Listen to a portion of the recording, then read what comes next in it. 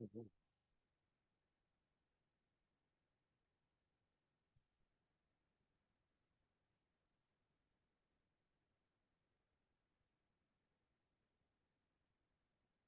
Mhm.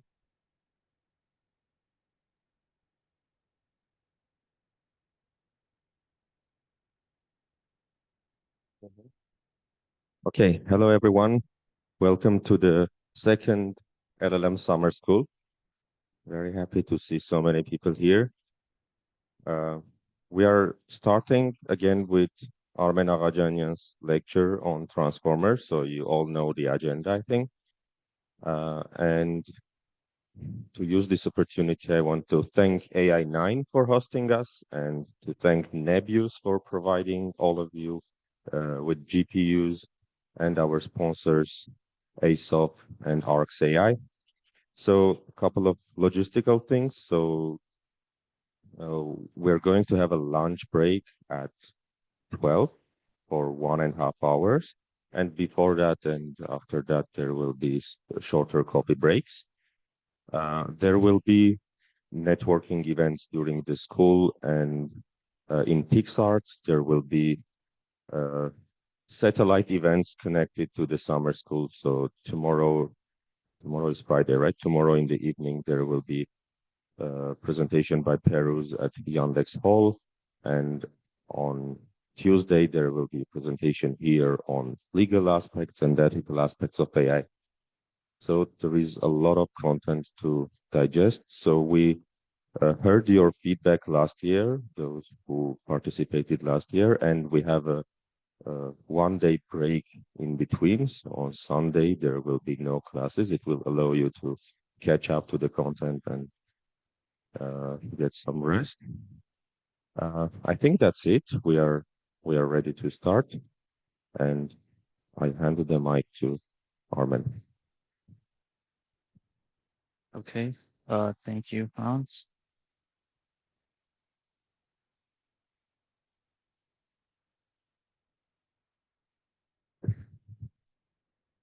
Okay, so on the first day, I really like what we did last year.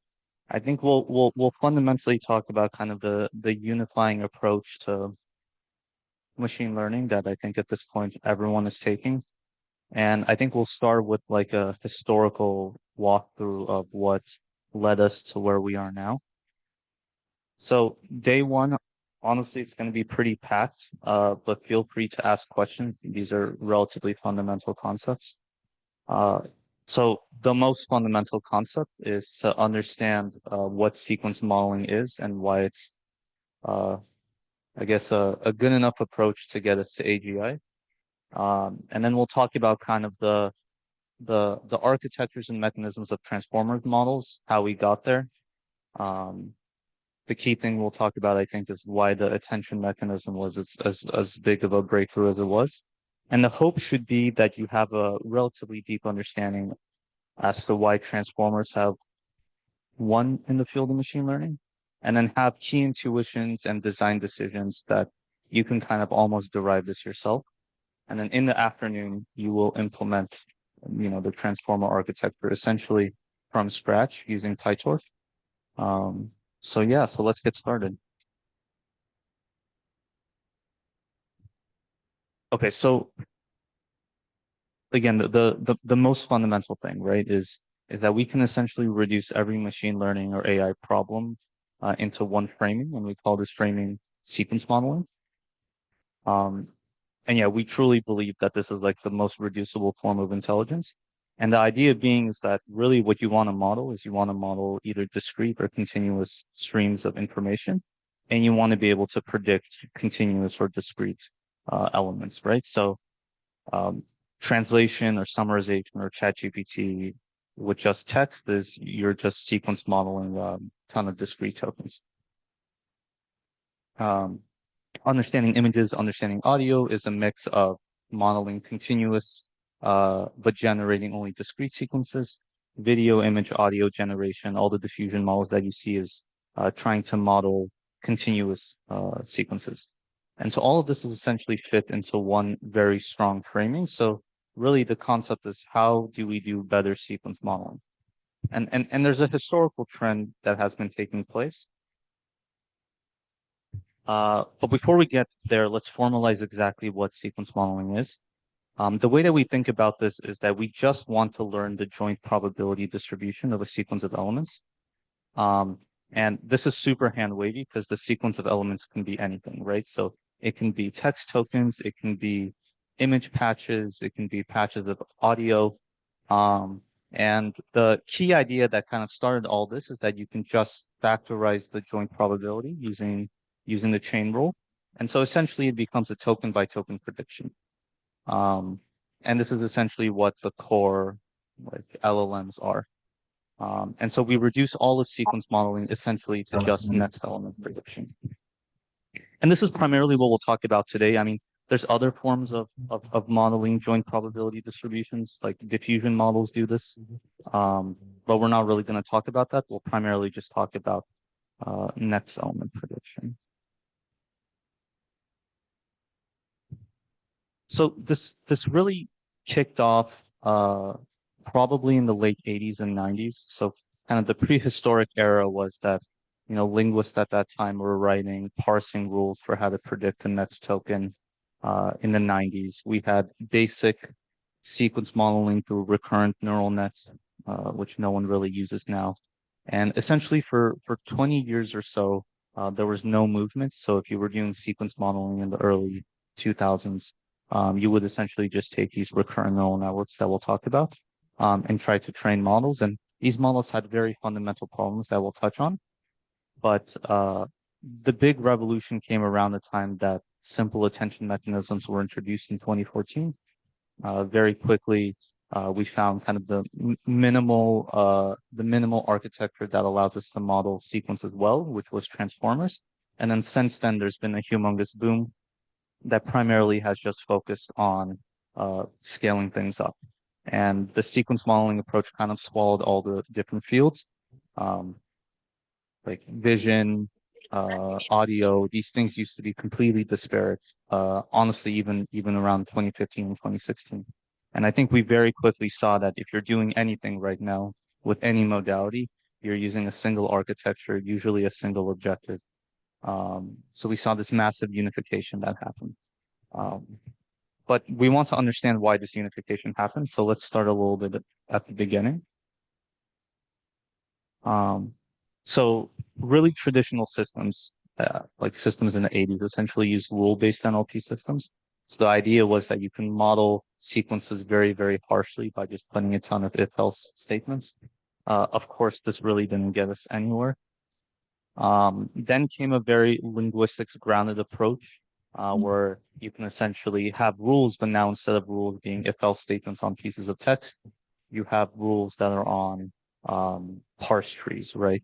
So you take a sentence, you break it down into a parse structure, and then you can analyze kind of the linguistic structures, the grammars of text, like very, very classical linguistics. Uh, Again, this also didn't get us anywhere. And then started appearing more kind of more how would you say this, like less interpretable approaches, and probably the first very less interpretable approach was word embeddings. So the idea was very simple, that you can essentially represent each word as a vector of numbers, and then you can take a discrete representation of text and you can very quickly convert it to a continuous representation. And the idea here is that you can capture much more fine-grained representations of words. You can start doing kind of more and more interesting, useful computations. You can compute distances between words. And kind of what we saw is that if you pick the right objective, which for things like word to vec or glove, it was essentially like, what is the probability of, this word appearing within the context of other words? So very, very basic, like sequence modeling without actually modeling the sequence, but modeling of like a bag of words. So this came up very, very early, but we started seeing that, yeah, this is a very powerful approach in general to being able to represent very large corpora of text. And from there, once we started having kind of much more clear ways to represent text in continuous representations, um, we essentially started applying the best known sequence modeling toolkits that we had. Um, so probably the most popular, like I said, up until maybe 2015 was these RNNs, these recurrent neural networks. And the idea was very simple. It's that throughout your whole sequence, you have a single hidden state that position n represents your whole sequence before n. And so at each step, you just want to predict the next hidden state. And you can have any arbitrary task, but most people had, from this hidden state, predicted the next token or the next word or the next character. But this turned out to be kind of a very fundamentally hard thing to do for a couple of reasons. Um, and there was a ton of variants that kind of grew very, very quickly. So in the 90s, we saw like a proliferation of different types of RNNs. They all tried to solve very different things. Um, Probably the most popular RNN you might have heard of was long short-term memories, LSTM networks. So they tried to, in a very um, sophisticated way, to try to solve some of the core modeling issues. Probably the biggest issue they tried to tackle was this concept of vanishing gradients that we'll talk about in a little bit. But the idea was that you can start having like very complicated functions that transform the single hidden state. And there was like this massive proliferation of research around this. But there were a couple of, again, very fundamental constraints that we had with RNN and LSTMs.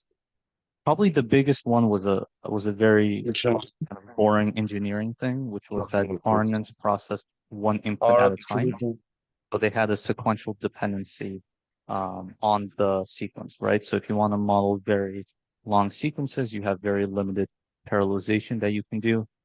This essentially slows down training. You can't really do things at scale. Inference is slow. Uh, this was probably the biggest reason that it was very hard to scale these up. And then there were more kind of mathematical reasons, which is you had vanishing gradients, which essentially means that it was very easy to dilute the information from very early time steps. So really what you would get is you would get models that would look at maybe like a couple hundred of tokens or words before the current hidden state. So it became very difficult to learn any long range dependencies. And that kind of covers the third point. Um, in general, like learning long sequence lengths because of the affirmation point became prohibitive. And the other thing is that because you try to represent your whole sequence in this fixed size hidden state, there became a bottleneck for information flow. So it was actually pretty impossible to capture all the relevant information that you could for very complex tasks. So a lot of people at that time were trying to scale up the size of hidden states without thinking about the fundamental reason this wasn't working.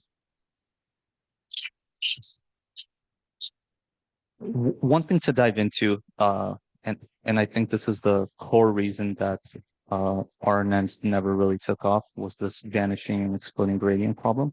The idea being is that when you have this hidden state update, you're essentially applying one matrix to itself over and over and over again. And if you just model this out very, very quickly, what ends up happening is that uh, you almost always have either vanishing gradients or exploding gradients.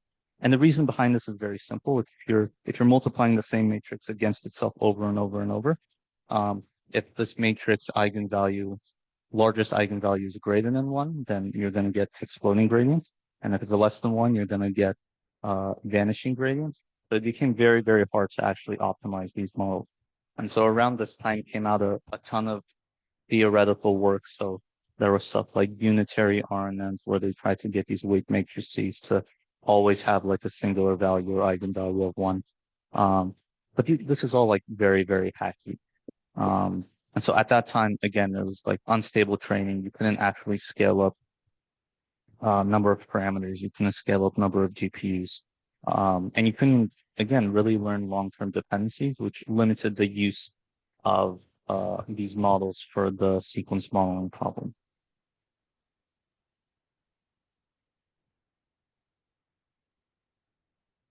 Um, this is kind of a more concrete visualization of the bottleneck problem.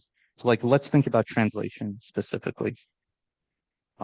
So within the translation framework, there's issues that if you're using RNNs, essentially you're going to need to store the full information about your sequence in the very last hidden state of your sentence. And this is very tough, right? Like it's tough for a sentence, but imagine trying to store everything in a paragraph or in a document uh, within a single hidden state. It's pretty much impossible. And so either you have to scale up this hidden state an insane amount, or you still have to start thinking about, okay, what are very new architectures that can possibly support this? Um, so a much more kind of concrete way of saying this is that um, there's kind of a linear interaction distance between different words, right? So if I want, my hidden state at position 10 to be able to look at, um, position 1, I essentially have to carry this dependency through a lot of transforms, kind of a O of the sequence length of transforms, in order to learn kind of any interaction between word pairs. And so we saw like no matter how much you scaled up these models, once you get to 100 or 200 sequence length, they're just not capable of storing this much information. And so it's kind of hard to learn, again, very long-term dependencies because of all the optimization and stuff, right? You have to take a gradient through, I don't know, O of sequence length to learn a very basic pairwise interaction. Um, and the other thing is that again, we kind of enforced a very strong prior on the sequence modeling, which is that there's a linear order of words. Um, and we already know that a linear order is not the way to think about language. Um, and so this became kind of another problematic thing where you would see like if you had tail first languages like Japanese, these were much harder to model kind of left to right because of the native structure of Japanese versus something like English. So again, very, very fundamental problems that we kind of have to think around. Kind of the last point on why this never scaled up, um, and I'll keep reiterating this. It might kind of sound boring because it's a pure engineering task, but the lack of being able to parallelize these models, because you have to compute hidden states kind of in a synchronous fashion, means that we can never really scale up the number of GPUs. Um, Again, primarily because you can't compute future RNN hidden states without computing the past one. And so this essentially inhibited training on very large data sets. So at that time, like the largest data set was like Wikipedia corpus that was like 1 billion tokens. Um, for some context now, like if you're training a model, you're probably looking at 30 trillion, 40 trillion tokens. Uh, and so we can never really unlock the compute scale that was needed in order to us to get the kind of stepwise capability changes that we needed.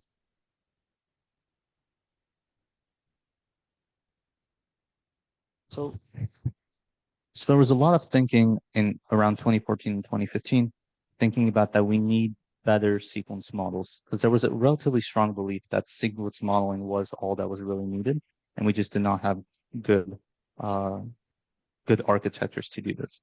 So the core three things that people were thinking about around this time is that we need the capability to handle longer sequences. We need to be able to capture complex dependencies that are not necessarily linear in order.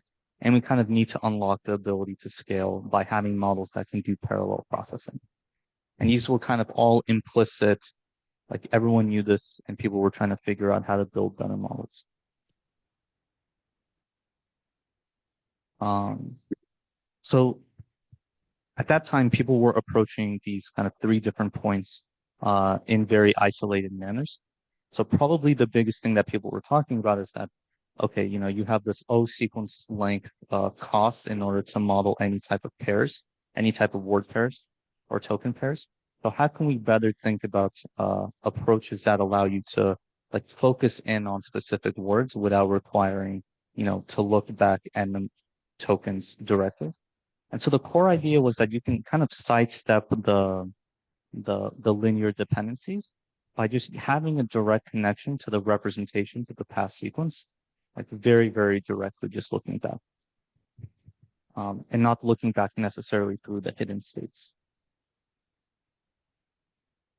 Um, so there's a couple of different ways that you can do this. You can start by like having a very, very basic type of information flow. You can say that, you know what, apart from the hidden state, the other thing that I'm going to do is I'm going to average every single token in my sequence. And I'm going to just add that as part of the hidden state. Um, and maybe this allows me to be a little bit smarter about the way that I can look back. And people tried a ton of things. So they borrowed literature from Vision. So they tried stuff like mean polling, which is like just taking the average, max polling. Uh, I don't think anyone did mean polling, but um, a ton of people were trying to figure out essentially non-parametric ways to allow information to flow. And of course, you can imagine that this is kind of a very hard limitation on the model, right? Because you actually do want to parameterize the model to be able to look at specific things. And so this is where people started thinking about, okay, what if we try to model, you know, the information flow in the same way that databases work? Um, so if you have a database where you can do hard lookups, the strategy is, you know, you have a query that you try to match up to a key. And then when you find the element, you just take the value in that dictionary as your output. So a very, very traditional database. And the idea was, okay, how can we properly parameterize this such that it was very easy to learn through gradient descent? Because, you know, doing a hard lookup is a very non-differentiable operation. You can't actually learn how to do this. So people started thinking about, okay, what are the soft forms of lookups that we can do? And we kind of termed this as attention. So let's talk about like a very simple walkthrough through attention. The core idea is that at each step of the decoder, let's try to learn a very direct connection to the representation that's past just like pooling different representations together with some function like averaging. Um, and let's let the model actually tell us where it wants to look. So the main idea is that for every hidden state, what you do is you essentially do a dot product, or honestly any similarity function with all the tokens that are before you, if you're doing causal language modeling, and then you can get a distribution. So given the similarity function for hidden states, you can get a distribution of similarity to previous tokens. And so you can see like in this kind of toy example, toy translation example, we're looking at the very first word when we're starting the translation. And so when you take this softmax, it gives you a very differentiable attention distribution.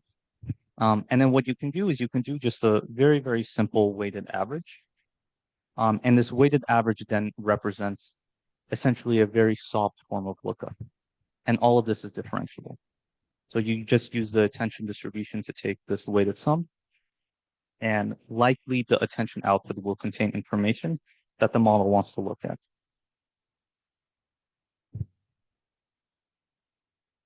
Um, and you just essentially can repeat this in a couple of different ways, but very classical ways. Way back when RNNs were a thing was you can just concatenate the attention output, you can concatenate it with the decoder hidden states, and then you can continue doing the very standard RNN update rule. And you can just do this over and over. And you will essentially get your translation in here. And so the idea was that, okay, we are allowing the model to focus, so we can actually kind of understand what the focus is happening, what the focus is actually doing. So a lot of the work around attention was specifically for translation. I mean, even the original Transformers paper particularly was focused on attention. And the idea is that you can solve word level alignment through attention. So the model can now, you know, focus on trying to map, you know, French words to English words natively. So before there were a ton of very heuristic based approaches to try to get this word level alignment to work. And here you get something for free, which is the model actually tells you how it wants to align. And this was kind of a very big breakthrough specifically for machine translation. But it turns out that you can actually kind of apply this anywhere, right? You can actually apply this in Vision too. So if you, for example, to take up an image and then you break it up into smaller images or patches, you can actually get word patch alignment through attention. So for example, the word cat might look at a couple of groups of pixels that represent the cat. And it turns out that this is actually a very, very general purpose operation that doesn't apply to, it's not just for text, it's not just for translation, it's not for vision, it's a general method within our sequence modeling toolbox. And this kind of solves this long-term dependencies problem, right? Because attention now gives you a very, very direct connection between any two positions in a sequence. I don't have this O of sequence length that I have to, preemptively think about what I will need to share in the future. There's essentially an O of one path between any 2 points that I want to model. So this essentially solved this long-term dependency problem, but didn't exactly solve any of the other issues that we talked about before.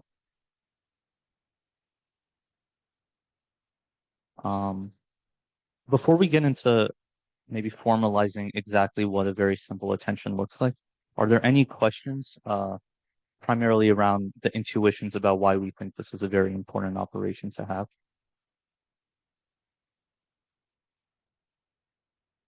Okay.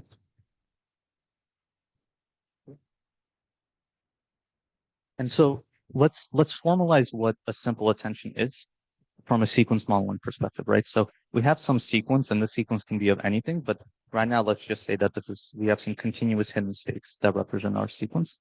And so on time step t, we have some decoder hidden state that here we say is S of t. What we do is we can compute the attention scores for this step, and the way that you do it traditionally is through dot product, where you compare your current state with every single other state in some very structured way.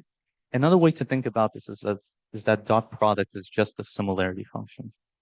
So really what you're doing is you're saying, okay, for my current time step, let me calculate the similarity of my current time step with all the other possible hidden states. And now I have a distribution that tells me, oh, where does my model want to look, right? Once you have this distribution, you can formalize it and get like an actual probability distribution by taking the softmax. And the softmax is just a function that takes in a set of numbers and then gives you a distribution that properly sums up to one. And then what we do is we say, okay, well, now we need to get a new hidden state and we need it to be differentiable. So let's take a weighted sum. So if the similarity is very, very low, it's going to add very, very little to the current hidden state. The gradient will be very, very small for that hidden state, but nonetheless, it is still fully differentiable. And so now you get this attention output. And this was kind of the very first formulation of simple attention that we had around 2014, 2015.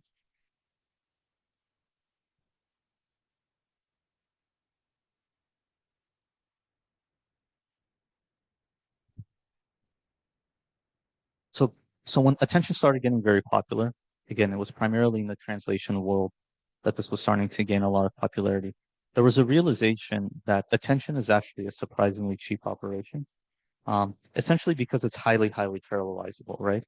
So attention essentially treats each word's representation as some query to access and incorporate information from some other set of value.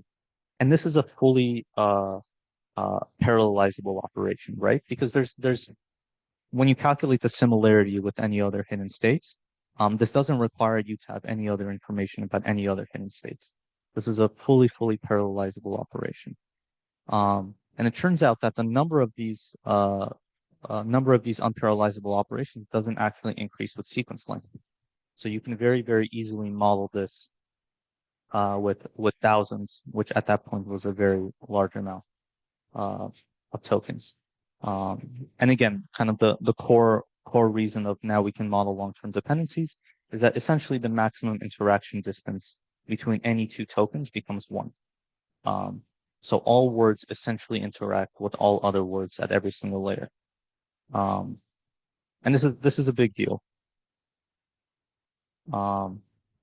So we saw that attention, even though it originally was trying to solve one problem, ended up solving a couple more. So it turns out that attention is significantly improving sequence modeling performance. So all of the state-of-the-art translation models at that time, Google Translate, all essentially moved to RNNs plus attention. And it essentially solved this very complex part of translation, which was word alignment, because when you calculate the similarity of words between two different languages, the model would actually learn to align them such that attention would pull the similar word. Um, so a lot of people started to argue that attention provides a very human-like mode of machine translation. So it actually, as a human would look back at the original source sentence, try to match up the words, and then try to think about the grammatical structure. The other thing is that, okay, now because your interaction is not so far away, um, you can actually kind of minimize the vanishing gradient problem as long as you're very, very careful about the way you train. So RNNs at that time still had optimization issues, but this was a uh, big way to alleviate issues. So if I remember correctly, I think, people were doing 200 tokens with RNNs, and then after attention came out, we were able to go up to like 1,000 or 2,000. So people were able to start thinking about document level translation, start thinking about, modeling images as sequences.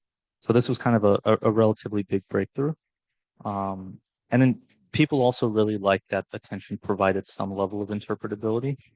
Um, so what you could do is you could, for example, go and you can very explicitly look at the distribution that the attention gives, and you can see what the decoder was focusing on.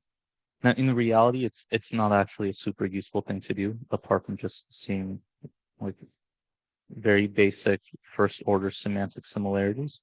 But people thought it was very cool because essentially if you use RNNs, you can never actually understand what's going on. It solved the alignment issue. Um, and the really big thing is that we just kind of got out of the model's way.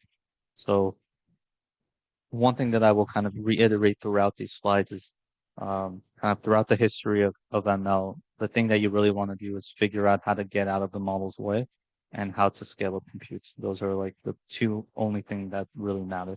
And so attention was the first kind of big breakthrough in that aspect as well.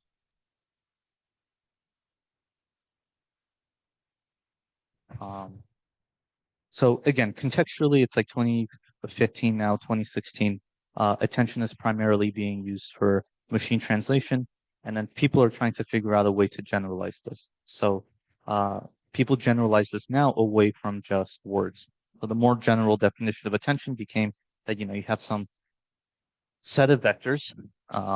And keep in mind, we are using the word set here because there is no ordering in attention. Attention doesn't care about order.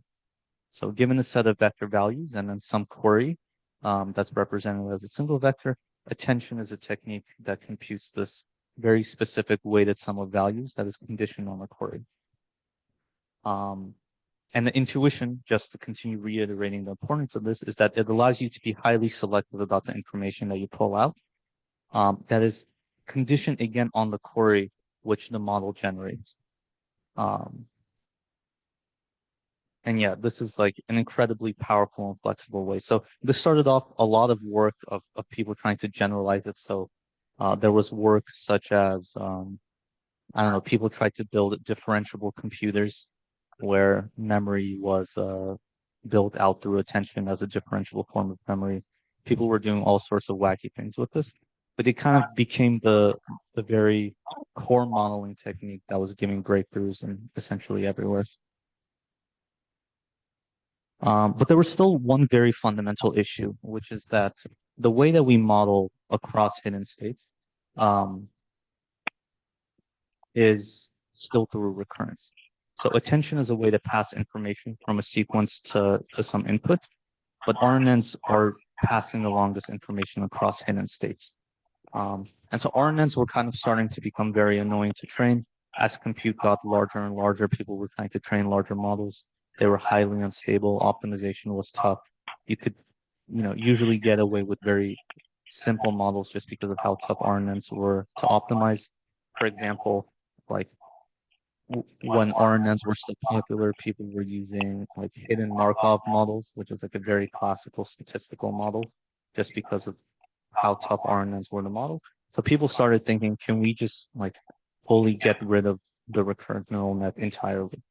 Like maybe attention is in all ways a better way to pass information, not just for the current state, but across all the states.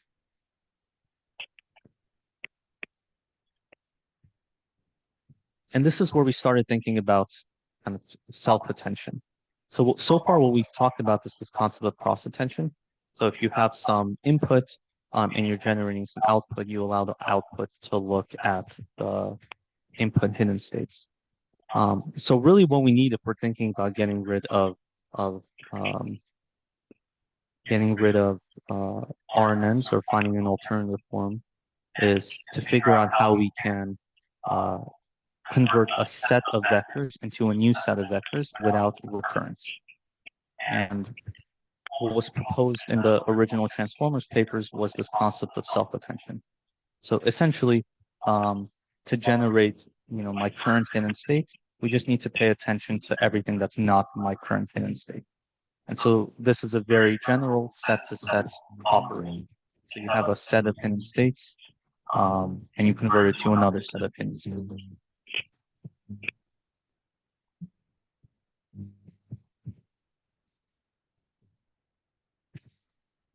I think I saw a question in the chat. Let me just finish the self-attention portion. But the core idea is that at every hidden state, your model generates some query, and then it compares against all the other hidden states in its current sequence, while of course ignoring itself because it will have maximal similarity with it. And this essentially allows you to merge information across all the hidden states over and over and over without needing any form of recurrence. Okay, before we get into the formalization, I think there were some questions. All good? Okay. Well, actually, before we get there, any questions here again on the intuition before we get deep?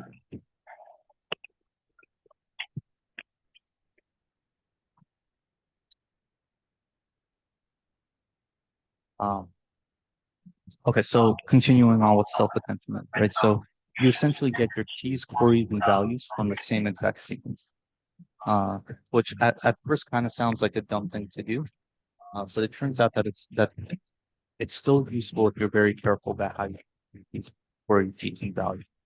The formalization here is that you have a set of words, and by the way, when I say words, this is kind of a very general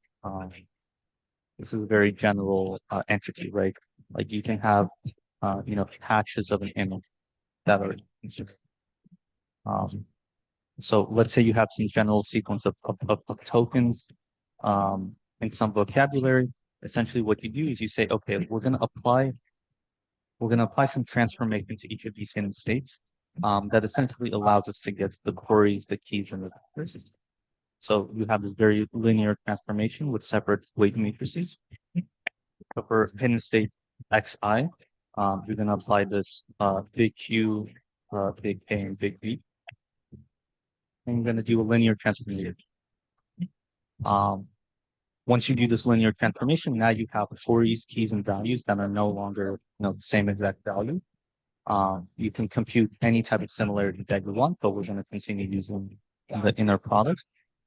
You get some distributional scores. You normalize it with softmax. Now you have a natural probability distribution. And from there, you can now compute this output of I, which is this weighted sum of the self-attention. And this will now represent the new hidden state that you have at this position.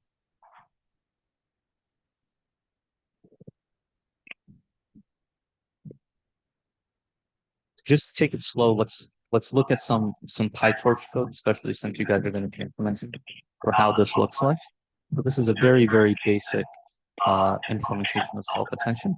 So you essentially have your embedding dimension, which is the cardinality of your input, and you have some output dimension, which is kind of what you want to be output. So what you do is you like we did in the previous slides, you compute your new query keys and values, which is just three matrix multiplications that you do on the same exact input. And this feels kind of weird to be trying to get query keys and values from the same exact input, but it surprisingly works. And then what we do there is we compute these pairwise similarities, which if you're doing inner product is just another matrix multiplication. You get the normalized probability distribution by taking the softmax. And then you compute the weighted sum of values, which is the second to last. And now you get a transform tensor that is still in the sequence dimension that has your hidden dimension. No questions? I just so this is the very very basic form of self-intent, and honestly, I think essentially um, every LLM that you use is in some sense using variants. This, and we'll talk about some of the more popular variants, but this is at the kernel, a very standard operation that is used by essentially every language model that exists right now.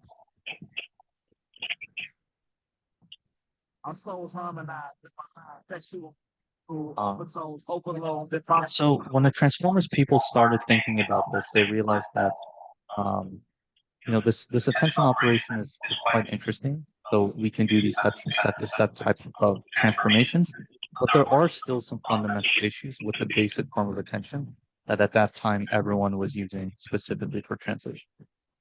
And one of the realizations was that the set to set level transformation isn't actually independent of sequence, right? I mean, the more elements that you have, the larger your known growth. So in the paper, they said, okay, we're going to improve this a little bit by essentially saying that the norm of the transform is going to be independent of the sequence length that you're applying this attention to. Because you really, really do want attention to be a set to set level transformation that isn't taking into account anything other than the set of vectors that you're working over. So the very first thing that they kind of did in the original Transformers papers is they said, okay, you know what? We're going to normalize by the hidden dimension of the attention. It's very easy to work through the maths to see that this is just going to bound your matrix product to have the same exact norms outside of the sequence now. So a fun problem if you want to solve. This was kind of the first important and significant augmentation to attention that was done by the transforming people. And then they said, okay, well, self-attention is kind of limited in the sense that you're only able to refer back to a single location, right? So if you're only able to refer back to a single location, you might be missing out because some complex tasks will require you to look at multiple places. And so you can do this in a couple of ways. You can say that, okay, well, you know, you can look at it in multiple places by just stacking more and more layers on top of it. And yeah, that is true. You could do it, but it's not a very computationally efficient way of doing it. So what they thought about was, okay, let's extend out attention to have multiple heads. And essentially all that this is you're replicating the attention function multiple times for a single sequence. And the key thing is that you do at the very end want to concatenate back into the original hidden dimension. So you're not actually changing the size of your input. And this turned out to be actually very, very important. So I think as of right now, no one's actually training language models that have a single head. But it's a very trivial extension of attention as it exists. You just want to replicate the heads. And yeah, after you do the weighted sum, you're going to have a larger dimension, but then you just do another linear projection that gets you back to the hidden dimension that you expect.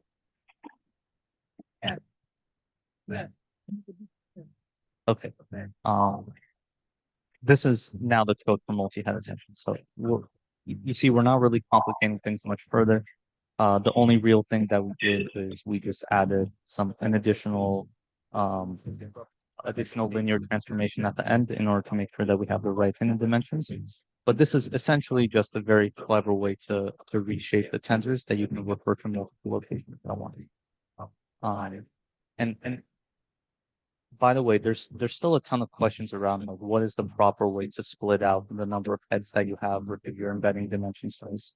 Um, I think people are still actively thinking about this, and now we're getting like more and more complex forms of attention that are all trying to do maybe slightly different things with the head dimension.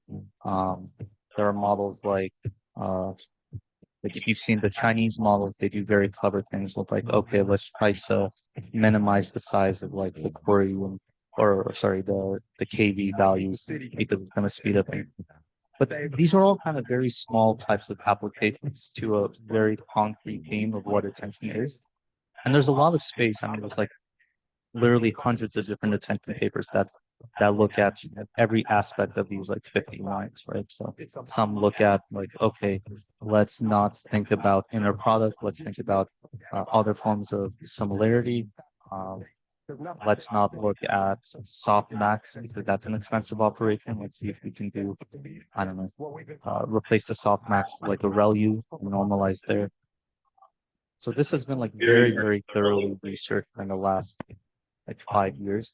I think like not an exaggeration. There's hundreds, if not thousands, of papers that have changed like essentially every line or every character of these 50 lines of code. And to be honest, none of them actually stuck. I think most people are still using the standard multi-head attention parameterization. Cut off the tough talking. We've seen enough talking. You better recognize Okay. the time and get I'll pause here and really you guys should ask questions if you have any, because we're gonna now get into the full original transformer paper about how we can go from multi-head attention to a transformer. Any questions that I can answer, especially around intuition. That's why I don't complain. Instead, I came to help. It's like warranties, yin and yang, like and Jeff. You have to respect. Hello? So I'll just set the tone so everyone asks freely, please. So, there have been many architectural changes to quite recently, like Leanformer and other stuff. Do you think the whole idea of transformer, like normalized transformer, NGPT, nano GPT, and like other variations, do you think it's very crucial to make it just like transformer to have the good scaling, or is transformer just like a variation that worked initially? That's why we stuck with it.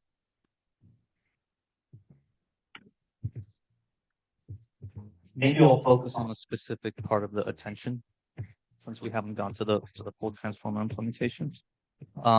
There's been a lot of kind of like I mentioned, there's been a lot of efforts to try to make attention a cheaper operation. I think you mentioned one like Linformer, where they try to get the cost of attention to be linear in sequence like instead of quadratic.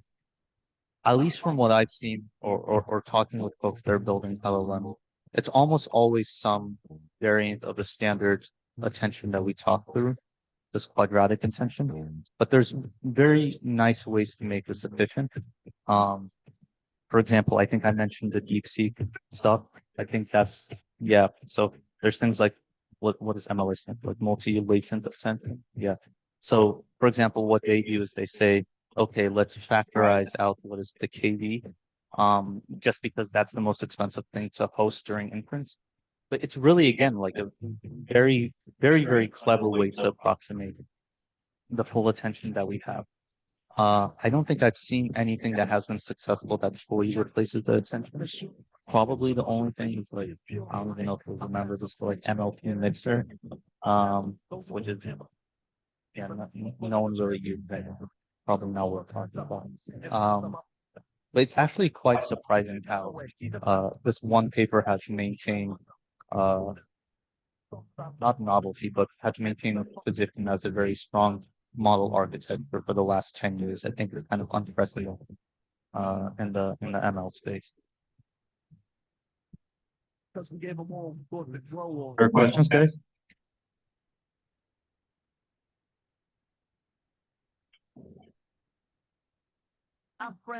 We might be good for now.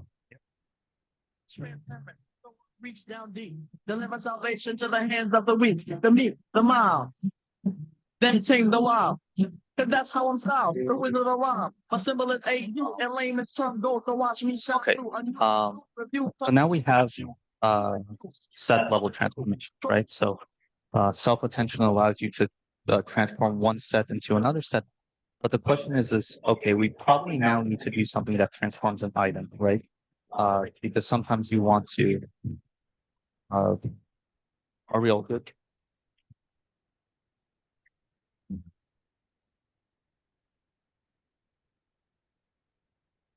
Yes. I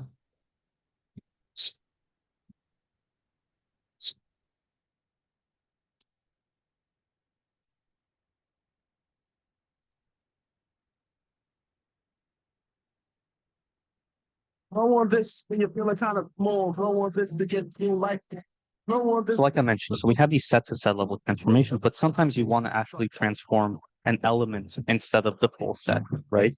And sometimes the element level transformations are not actually dependent on the other kind of values that you have, right? So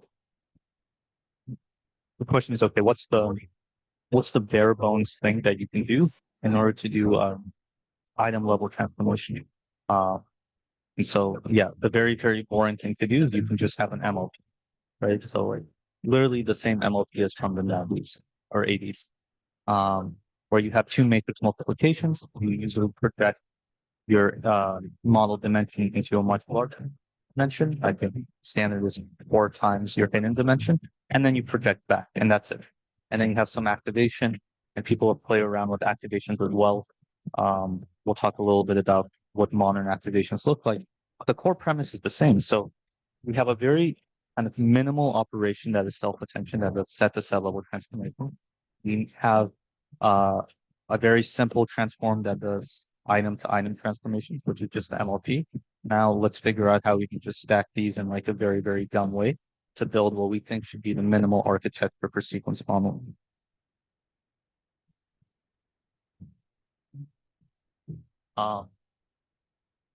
But now we have a slight issue, right? So we actually do want an architecture that does sequence modeling. We don't want an architecture that does set level transformations.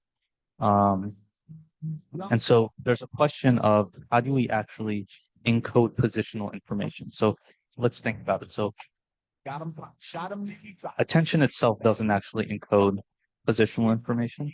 By the way, this is a little bit of a lie, but for the sake of this, let's pretend that it doesn't, because it's a set to set level transformation. So in theory, it should not be able to encode any information about the sequence length or about the positioning of the items in the set, right?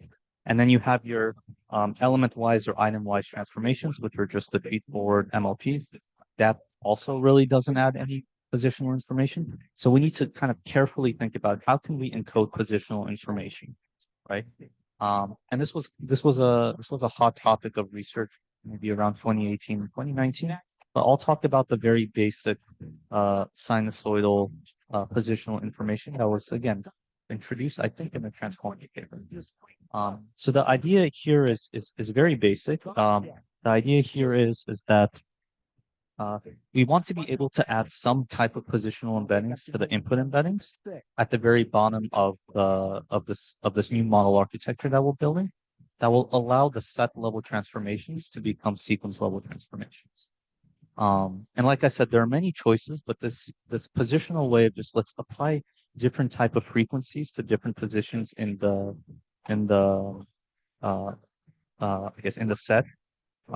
It is one that was very, very popular. Not really used much now, but the core intuition behind it still maintains to be true.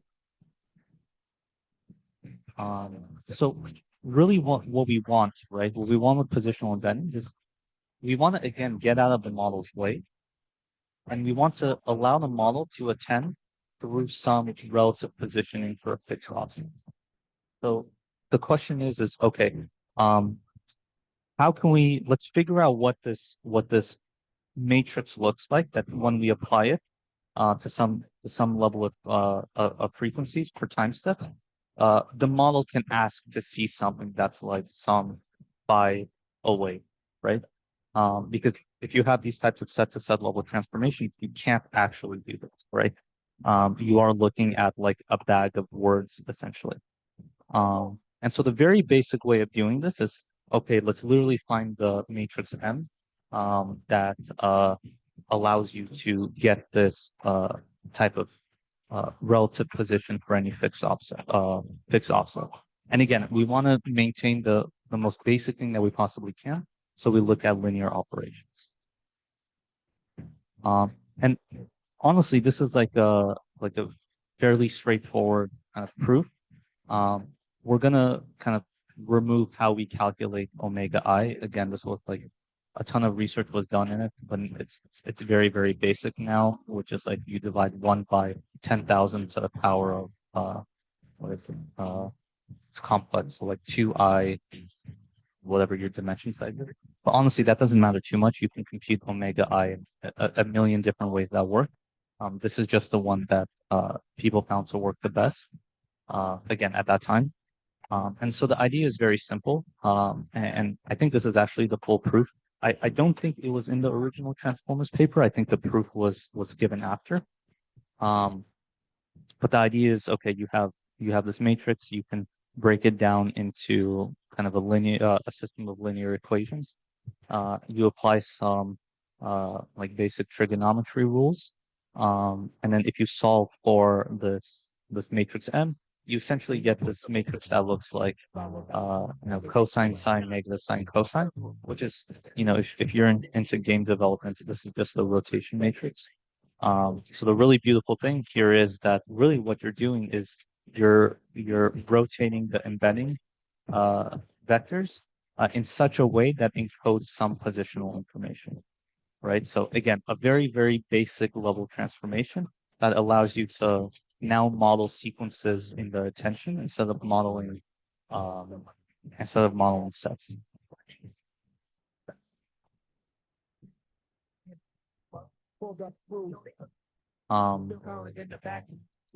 Okay, so slowly now we're going to be starting to put things together, right? So we have a couple of core operations, right? So we have feed forward, is again the most basic item level transformation that you can do.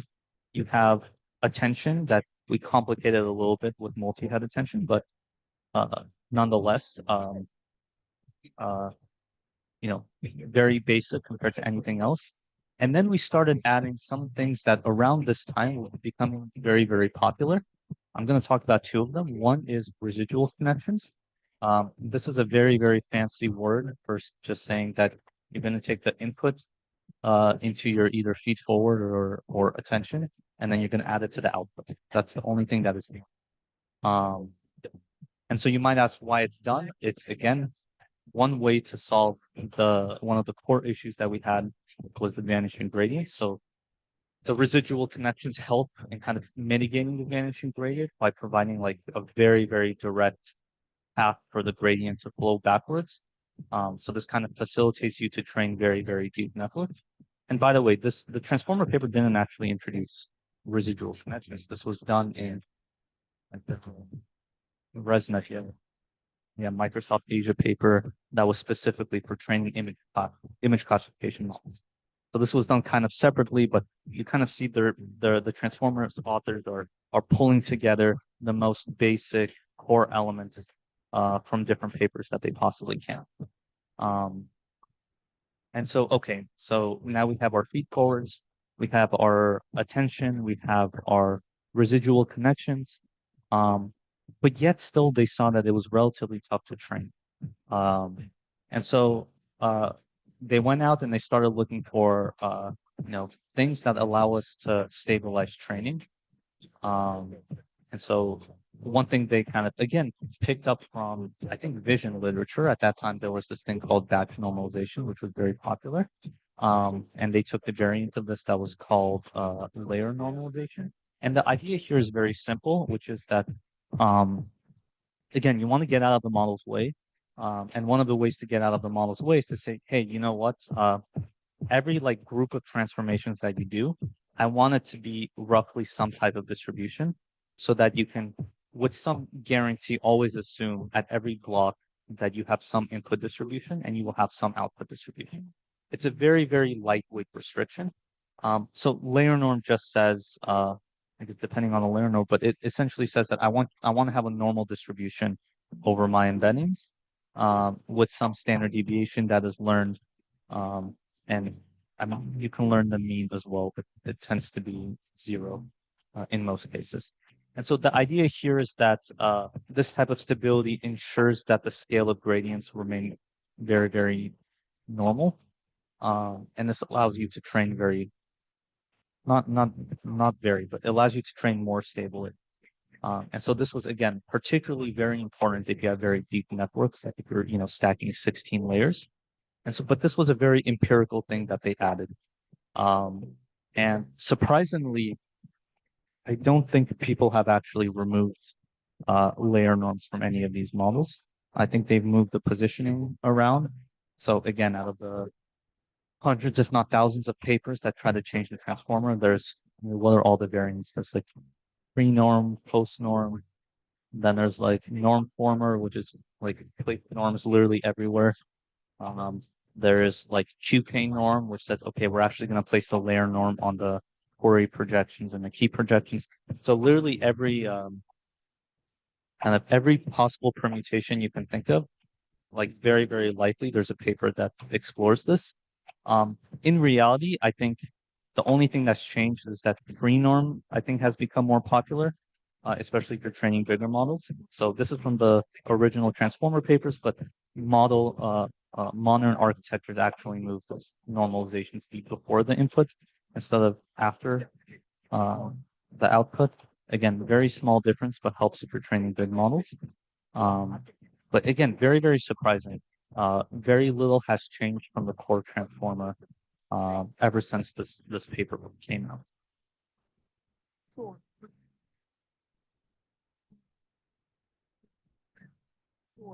Skipping a little bit ahead, because probably all of you know that transformers are very, very successful.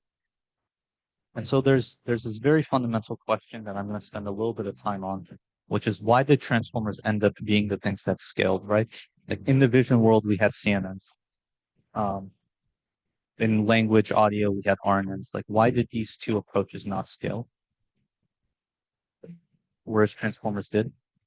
So we didn't really touch on CNNs, but they're essentially, I mean, if you guys have trained any image models, it's a convolutional neural net. So you're just applying the convolution operator over and over. And so the thing is that you're really, with CNNs, you're not getting out of the model's way, right? You're actually placing a very strong inductive bias. So instead of, with transformers, we say you have set to set level transformations. CNNs are like, well, you have local, like very local transforms that are done linearly, and then you have aggregation that is done by a pooling method. And then you have, again, very local linear transformations, right? So there was a strong inductive bias that, it works for images, but doesn't work much for anything else. And then there was other issues, which is, if you're applying these types of very local transforms, you're actually not going to be able to see the full sequence length. And so in the vision literature, kind of the view that the CNN has is called the receptive field. And this is almost always not an effective global view. The good news, on the other hand, was that CNNs were very, very efficient to train. They're fully parallelizable, which is actually why you saw a lot of the very early scaling happening in vision. So probably, I don't know, what's the first example of scaling? Like ImageNet? Probably the very first one, like 2014. Alex, yeah. This is where like using GPUs to train models came from. But again, they're not good general purpose models. And problems with RNNs, we primarily, we spoke about this in great detail, but they're very inefficient to train. They're not parallelizable. You can't effectively use the underlying compute. And while in theory you do have a global view, right? Because in theory you can store all the information in your one singular hidden state. This information is bottlenecked, so functionally you don't even have global view. And for transformers, you kind of hit all of the kind of bullet points that you have, and I'll probably work backwards from here, but we kind of have like very minimal inductive bias. It's not zero, and we'll talk about what the inductive bias of transformers is. But again, you're doing set to set level transformations. You have item level transformations, and then you have some very basic positional embedding. Like you're not telling the model how to do things. You're just providing it a very nice structure to learn a very generic sequence modeling problems. You essentially have this very global receptive field. So you see every item in your sequence. across every layer of computation, apart from the T4s.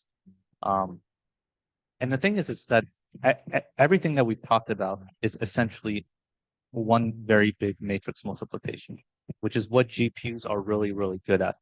So in some sense, transformers also hit the hardware lottery, where you kind of as you scale up transformer models, you just get larger and larger matrix multiplications, which is like the one thing that GPUs are very, very good at doing. So it turns out that you can get very good utilization with transformer models that you couldn't get otherwise. And that's kind of the reason why transformers have become very, very popular. And this is a graph that I have that I made quite a long time ago, but the core idea here is like as you scale up model size, I think here we go from like 700 million parameters to like 175 billion parameters. The majority of your floating point operations just move towards matrix multiplication, right? That's that orange line. So the larger and larger you grow, you're at a point where, at 100B scale, 80% of all your operations are matrix multiplication, which is absolutely fantastic. That's where you want to be, right? And in some sense, I think that's why all the variants of efficient transformers have not taken off, because although they might be efficient in theory, they're probably not efficient to implement.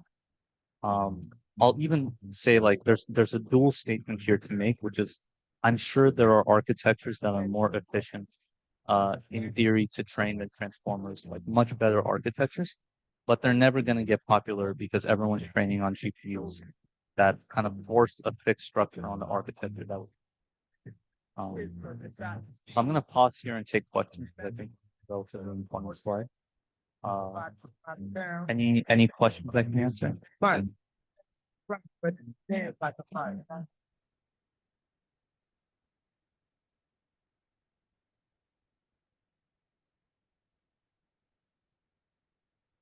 I uh, I just wonder why we use layer normalization over batch normalization. Is it because input sizes can be different and they may have a different pattern? Um, yeah, this is a good question.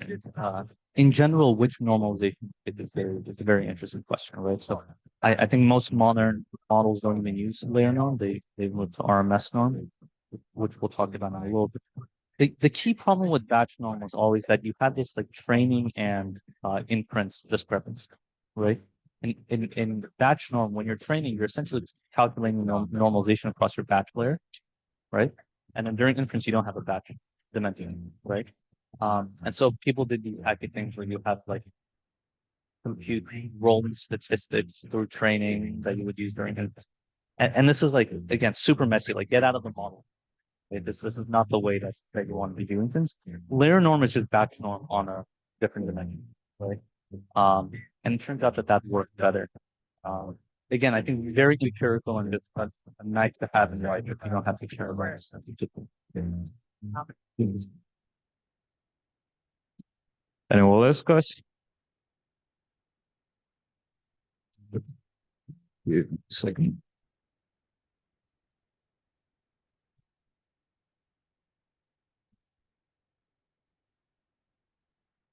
Hi. When you talked about positional encoding and attention rate, you said it's a light that it doesn't have positional encoding in it. I want to know why that. And Yeah. how is it? Yeah, I'm kind of giving away an interview question that we do at our company, but the core thing to realize is that if you're doing causal language modeling, which we haven't talked about, but causal language modeling is essentially your attention only looks at sequences, at elements that came before, right? When you do your QK transpose, because you have different number of elements, the norm changes depending on the position. And so because the norm changes, the model very quickly can figure out how to use that norm in order to figure out positional information. So this is called, everyone was doing this. No one published on it because it's kind of a dumb thing to publish, but this paper came out and it's called No, which is like a very clever no positional embedding. Turns out that it's like very slightly worse than even things like growth, which is a modern type of positional, or the sinusoidal. Um, and I think even the Llama 4 models have layers that have no positional embeddings, because the model can kind of figure it out by itself. So in practice, if you're doing causal modeling, it's kind of a lie that, it can't figure out position, but you still do want to explicitly get a positional very small. Thank you. Other question, guys? You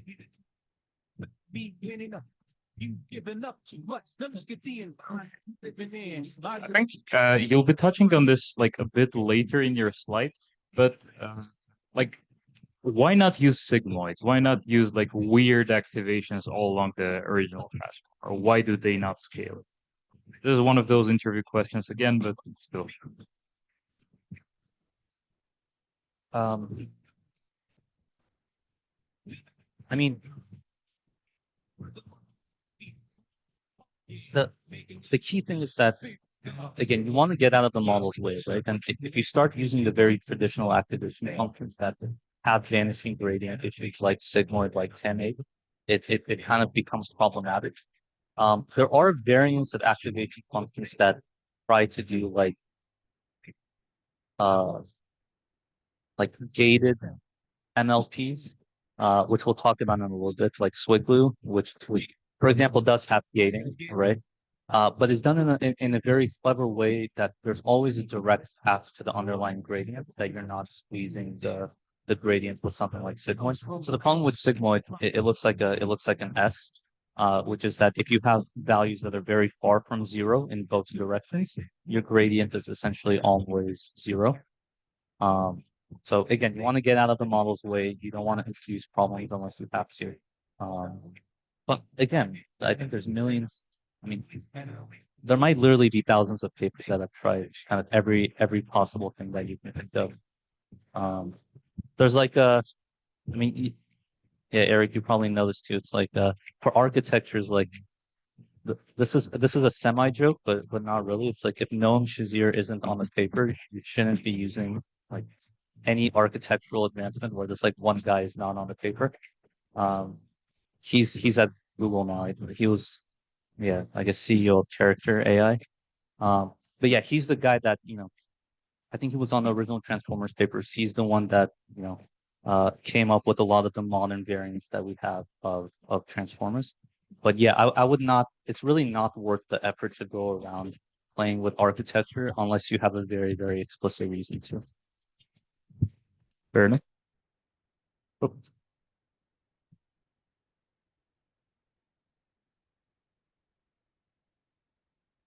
Hi. I want to know your prediction about how long do you think we're gonna play this Transformer game, and for how long do you think the manufacturers are gonna be investing in hardware that is good at this, and researchers are gonna do research for Transformers? Yeah, okay. This is tough, right? So if the question is how long are like matrix multiplies going to dominate, I think it's, I have a couple bets with people, but I don't think in like the 2020s anything will change, right? I mean, you can just very directly see, when you have, I don't know, when like Musk is talking about buying 50 million H100s level of compute, that's 50 million H100s worth of matrix multiplications, not of anything else. So it's very unlikely that there will be something that breaks this in the next 10 years. And hardware cycles are 3 years, right? I mean, yeah, probably should ask Eric. He's at NVIDIA, so you should ask what the next generation things look like. But my bet is that if you say that transformers are just things that in limit just scale matrix multiplications, I don't think that is changing anything soon. I cannot comment on this. I think. Other questions, guys? I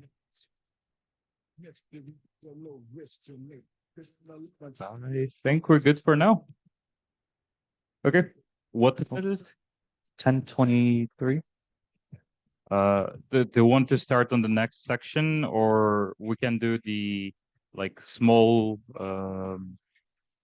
review now? Yeah, we can take a pause here. Okay. Let's actually continue for now for another 10 something minutes before our coffee break actually gets ready, Okay, yeah, sounds if that's possible. yeah, Thank yeah, you. sounds good, yeah. Okay, so this is also interesting. I think there's a lot of discussion points about this also, but I kept kind of reiterating that we found the minimal architecture for sequence modeling. And when I mean minimal, I mean minimal in the sense of we're not enforcing many inductive biases. But the truth is that we do still there are still inductive biases in transformers, but they're very, very small. I guess depending on who you ask. I, I think there's essentially two that guide the way that you should think about modeling any problem. So the very first one is that residual connections, although they seem like they're just there for gradient flow, they strongly enforce these refinement strategies. Maybe is not the best way to describe this, but the idea is that every block in the transformer, instead of trying to do something completely new, it tries to refine a representation that came in as its input. Because recall, you are going to take the input and add it to whatever the output is. So really what you want to do is, if you're a transformer and you're learning, what you really want to do is make very, very incremental changes on the input that get you very closely to the final, kind of the final stage of where you want to be at to either predict the next token. And to be honest, I don't think we've seen any limitations from these refinement-based strategies. But you can very, very clearly see this in the model. Like if you visualize per layer, you can see exactly what it's doing. And so the other thing is that the number of steps that you can refine any sequence, also another like fun interview question, is controlled by essentially the depth of the model. So how many times are you refining, multiplied by the number of tokens for your context length, right? And so it turns out that, for any transformer architecture that you give me, I can come up with like a very contrived problem that will have like n+1 number of steps needed in order to solve. So for any transformer architecture, regardless of how big it is, I can think of a problem that is impossible to solve within some context length budget. And so in reality, this turns out to not be problematic because, the way that you can get around this is either by increasing depth or increasing context length. There was a ton of research that was done to try to increase depth. Like, there's like a universal transformer that would like apply the same block multiple times. That didn't really stand out, but it turns out that context length is actually a very great way to control this. And if you look at reasoning models, essentially what they're doing is they're exploiting the ability to do refinement, like just like naturally increasing context lengths as long as it wants. And you can actually see this success in different ways. Like for image generation, you see kind of the refinement-based strategies, even in the objective. So when you're training diffusion models, really what you're training is like, what is a epsilon step from noise that I want to get to my final? So you have refinement-based strategies that are in the transformer, and then even your objective has the refinement-based strategies. And so we've seen that if you're able to model anything that can be solved by incremental refinement, transformers are usually very, very good at doing. Very, very good at doing this. Counterpoint to that, transformers are probably not going to be able to model things that can't be solved through refinement. So like very chaotic systems are unlikely to be learnable through transformers because they enforce this type of refinement-based practice. And so, I mean, there are other ways to get around this that we probably won't touch into, but yeah, this is the core way to think about it. If you can distill any problem into a sequence modeling problem that can be solved by refinement, transformers are probably going to be able to solve this problem. And this turned out to be the majority of problems. And the second one, right? So we kept talking about, we have these set level transformations, we have these item level transformations. And the key inductive bias there is that the transformers operate over atomic representations, right? So when you have one vector, that one vector represents something. And semantically, it needs to represent something, otherwise you can't refine over it. And this is where you kind of will see you will kind of see the success of tokenization strategies that give you something that has a semantic unit, right? So for example, transformers or language models primarily train over BPE, which is a way to partition text in a clever way. But BPE partitions mostly into semantic units. So if you have a large enough vocabulary, you probably will cover most like English words that most people use. And so this very cleanly aligns with transformers wanting to operate over an atomic reference. And unfortunately, I learned this a little bit too late because our team back when I was at Facebook, we did a ton of work to try to get byte level transformers to work because again, we wanted to remove every inductive bias that we possibly could from the model. So we had papers like Megabyte, which tried to train directly byte level. And the thing is no matter how hard we tried, we can never get it to work. And I think this sentiment is also held by other people that have tried to get this to work. And at least my intuition is exactly this. Like a byte does not have any semantic meaning. It's hard for the transformer to form a semantic meaning out of a byte in this atomic representation. But if you have BPE, which is like, BPEs are primarily like, we'll break English words into like prefixes, or full words, right? Or like apostrophe S. And so these are like very concrete semantic units that are very easy to learn over. And so these are the two inductive biases that I think we think about quite a bit when we think about how we model different problems, and also think about the limitations of research. So for example, our team doesn't think about byte level anything anymore. Yeah. Any questions here? This is sometimes a controversial take.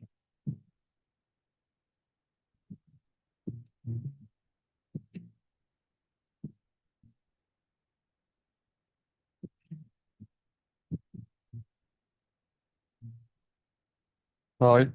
So I've mentioned about two inductive biases in this modeling. Could you please break it into more details about the second one and why this byte pair encoding doesn't work? Thank you. Yeah, one byte pair doesn't work. If you're really not careful about how you do multilingual stuff, it doesn't work. So for example, if you try to have a multilingual BPE that has like 60,000 tokens, essentially what you're going to do is like every language that's not Latin, you're going to break up into character, which is not useful. So that's why you'll see multilingual models like Quen or DeepSeek have very big vocab sizes, 200K north. Yeah, I think that's the primary place where BP doesn't work. I mean, another example I will give you is like, if you're doing image stuff, right? There's a question of like, what is the best way to represent some atomic unit of an image, right? So the very standard way right now is that you just take like a pack. So if you have an image, you break it up into 16 by 16 pixel squares, and that represents one token, right? So in some cases this works, but it turns out that for image generation, this isn't that great actually. So a lot of people actually started training latent models, which is they have a separate model that essentially tokenizes an image. So it takes an image and then presses it into a much smaller dimensionality, and you train over that, and that works. And then people initially said that, hey, this is for efficiency reasons, but it turned out it's not the case. It's actually very hard to like model diffusion models on raw patches, right? And that's because these like latent models that do this compression actually compress into very semantic units. Again, this is my hypothesis for why like latent diffusion works and why most people don't do diffusion off the raw pixels. Again, this is controversial too. But yeah, I think the key thing for me to kind of share here is that whenever you think about a problem, and you're working with a modality that's not like text or images in some standard domain, think about like what is the atomic unit that I want to implement.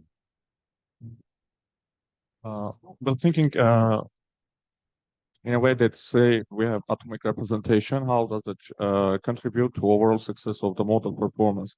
For instance, we have this in CNN architecture, the same inductive bias that use this neighborhood of the pixels, and it seems to work. So why you were trying to eliminate this inductive bias? At first, and I didn't get the connection with the atomic representation and the inductive bias or tokenization. Yeah, I mean, so in theory, if you do any type of sequence modeling, right? Like in theory, you should be independent of the way that you represent that sequence, right? So if I'm modeling the joint probability distribution, I can shuffle around the words in some fixed order. And in theory, I should be able to model it very cleanly. If I have a sequence of text, I should be able to convert into any like isomorphic representation. So take text that is BP or words, convert it into characters. It's the same exact sequence. There's the same amount of information. Yet we're able to model one much better than another, right? We're able to model like BP or word level text much better than character level. Even like computing, even for controlling for compute, right? So we actually have these in our paper, and then there's a follow-up that we have. It showed the same exact thing, which is that you actually need to spend more energy, more compute, because there's not an inductive bias of this atomic representation in character level models. So it's not necessarily that you can't do it. It's just that because there is an inductive bias, the results will be worse. Even though in theory, it's like the same exact information, the same exact compute, still get worse results.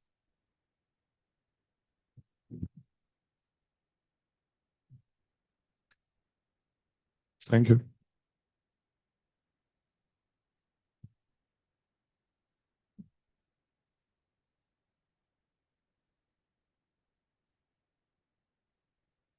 Can you name a few problems that cannot be solved by a refinement over sequences? Yeah, so like very chaotic systems, right? So do you know like the double pendulum? I think that's like the very standard chaos theory example. No. If you give it like short description. Yes, if you have a pendulum that has two different, I guess what would be the word? Yeah, like two different sticks that are connected to each other. Okay. And then change the original position of the, if you change the original position of the pendulum some epsilon amount, the output will be in a very, very different position. So like in the classical optimization sense, right? If you have problems that are like, do not have a Lipschitz constant, it's very hard to represent it cleanly through refinement-based approaches. And most chaotic systems don't have this type of like Lipschitz constants that you can work with. But there are ways to get around it, like actually weather modeling is a little bit like this, right? But the DeepMind people figured it out. So usually you try to figure out how can I get a compressed kind of less fidelity version that I can model very well. So a lot of people do things like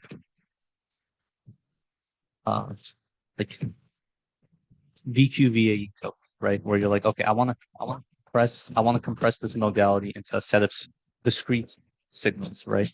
That I can model. Yeah, I'm trying to think what other. The thing is, it's surprising how much things this refinement-based strategy works. I mean, the other argument to be made is that like in general, humans are learn this as well. So like the way that we think about intelligence is more or less refinement-based as well. And so the abstractions that we built are refinement-based, so it's very easy for the models to learn this as well. Thank you. There was a question.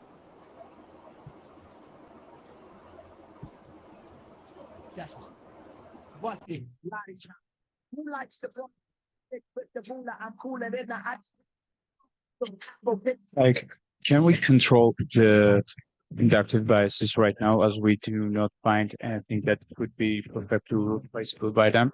For example, you said that residual connections are have an inductive bias in it, and somehow control the amount of the tokens that we add after the passing from the neural network.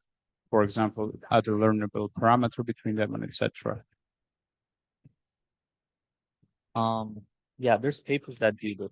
I'm trying to, I don't remember the name that you could. For example, there are papers that do residual connections everywhere, but with learnable weight, and then you let the model decide how much it wants. So how much it wants to use these residual channels for moving information. Yeah, I don't think people really use that much. I think the best results that we've seen are like very simple residual, plus sometimes they do like layer-wise scaling of residual connections. But I haven't seen any architecture that removes residual. The other thing is if you let the model learn like just the fact that it has this capacity to pick a refinement-based strategy, it will almost always pick it. But you will see that it's then the residual with very non-dual. So I just think it's like it's a very, very strong bias, and it's hard to think of a model that hasn't had this refinement-based strategy that has worked. Like I can't think of anything since like 2014. Yeah, I mean, even before we had residual connections, I mean, people would do like the layer-wise pre-training, which is like a very similar way to learning how to do refinement, where it's like you have a very deep network, but you like train the very first layer to do like in one MLP reconstruct the input with some information bottleneck, right? And then they would freeze that, and then they would take the output of that, and then try to predict the correct input again. So even that, like even the layer-wise pre-training that I like got Hinton his Turing Award was essentially a refinement-based strategy as well. So I don't think we've deviated with experience. Thanks.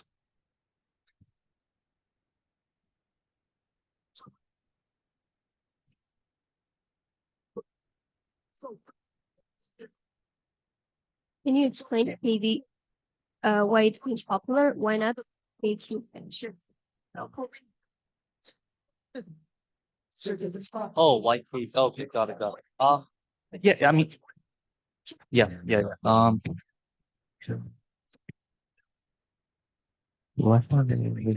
Okay, maybe this is the visualization, right? So what KB cache is, it's an optimization for doing inference.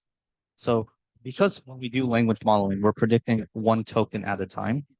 There's no need to recompute you see these KB values that we have. There's no reason to recompute the KB values of your previous items in the sequence.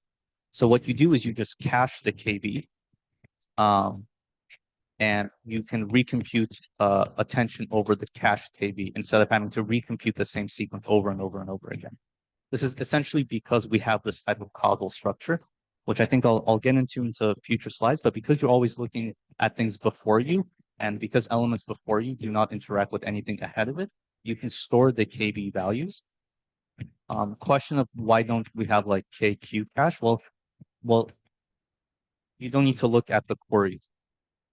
If you're predicting the next token, your attention only operates between your current query and the previous KB values. So there's no need to look at previous Q values because they don't interact with the current generation at all. Can I expand on this? Yeah. So the thing is with KV caching, you essentially linearize attention computation. Instead of quadratic, now you have like linear, but you also have linear memory. It's kind of good for latency and latency, but not good for your memory. So you have to accommodate. Also, there are variations of KV cache that directly use Q and some variations that pre-compute some values for Q called Q filters. So there is research in that direction.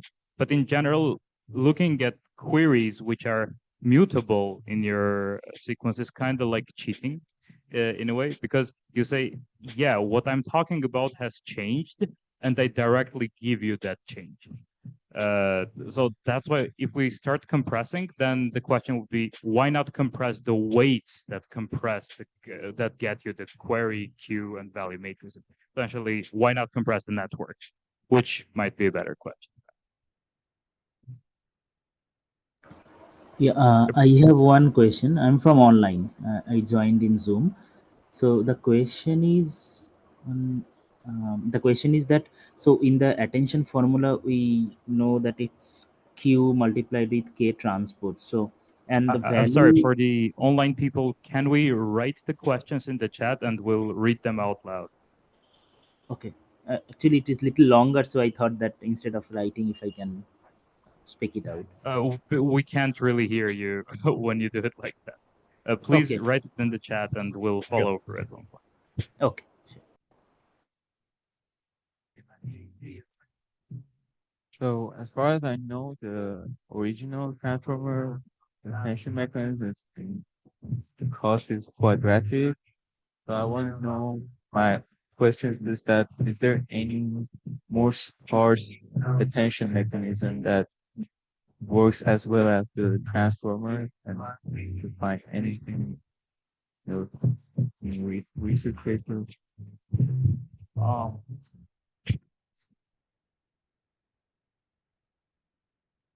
Yeah, I mean, look, I will say that there was a couple of years where there were a ton of linear transformer papers that essentially tried to get the attention to be a linear function, or sorry, linear in complexity. I don't think any of them have panned out.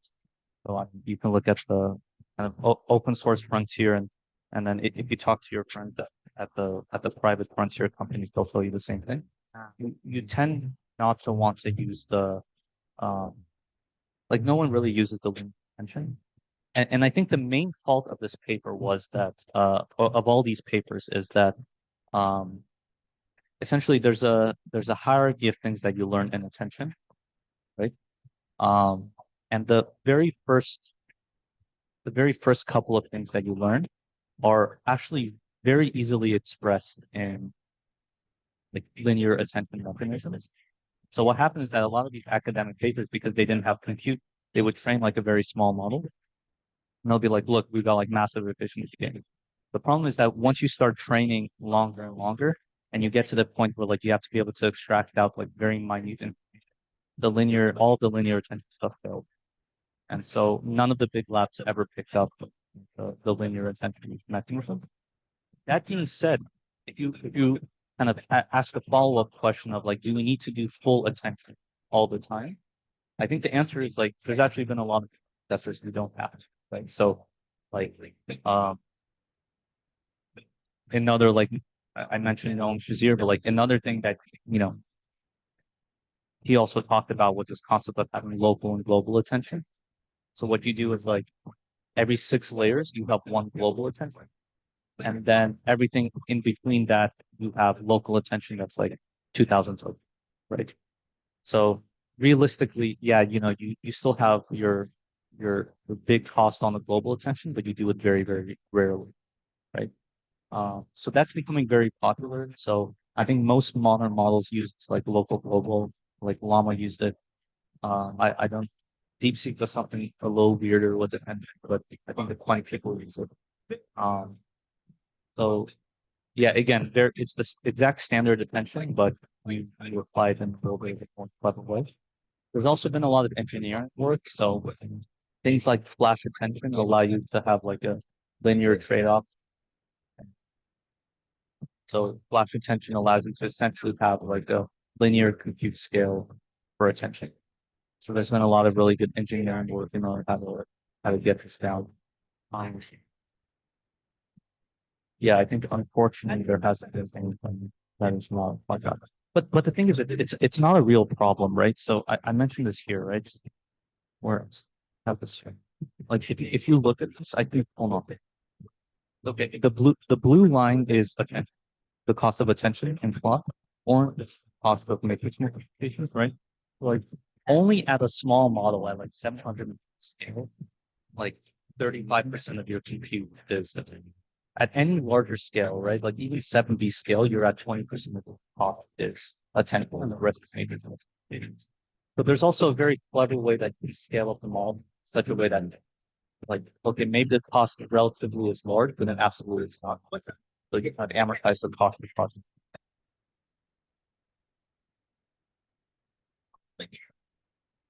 Okay. I think before continuing on to other questions or other segments, we should take the break that we promised the people. Miki Chovan Angelo. And yeah, let's continue after we get coffee. I think should be 15 to 20 minutes. Unless someone wants to disagree with me. Yeah, let's do the break now, guys.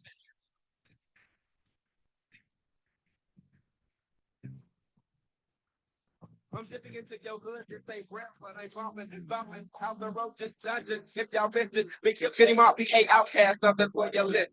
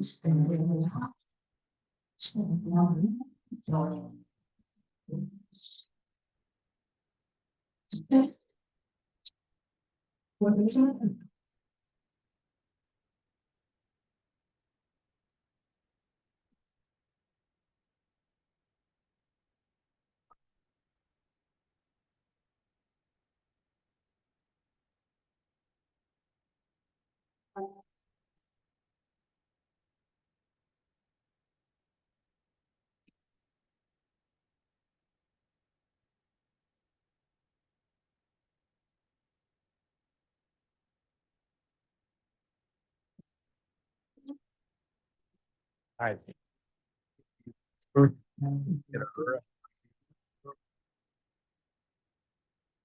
One thing.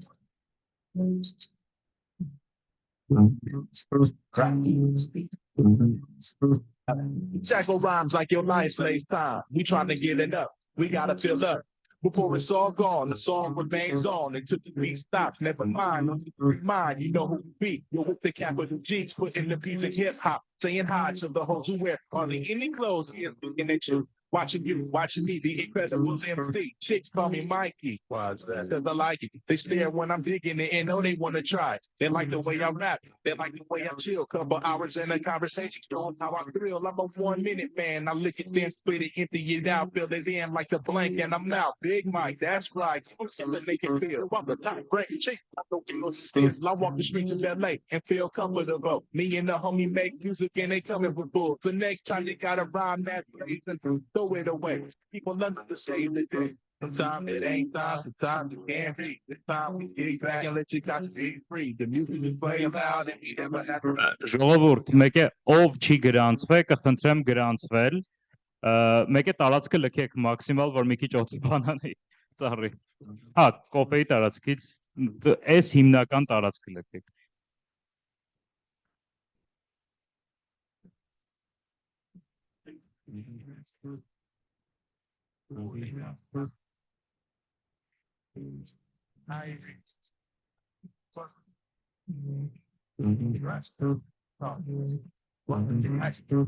Beautiful brown skin lady, your boots something, Montego Bay style. Smile from the Caribbean Isle, no fun while we under the beach. Hiding your vibe, jumping like guys, that's the deep with the coke deep.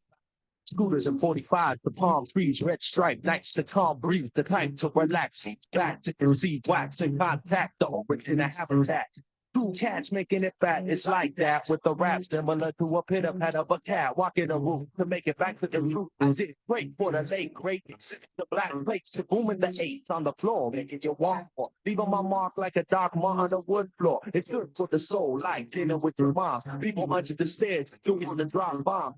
Snares laid back like armchairs, it's a feature. I'm out of reach, so play my CD and let it teach the recipe. Half beat, Crocker, half David T. Walk a fresh breath, control like Renata. Time that ain't time, it's time that can be. It's time we stay back and let the cotton be free. The music is playing loud, and we never have to leave. So we never gotta leave.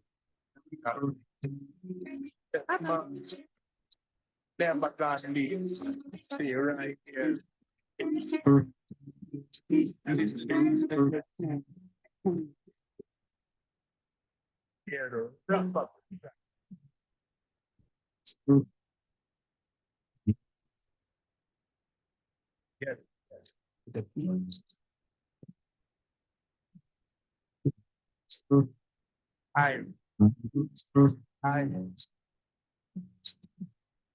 know it. Right.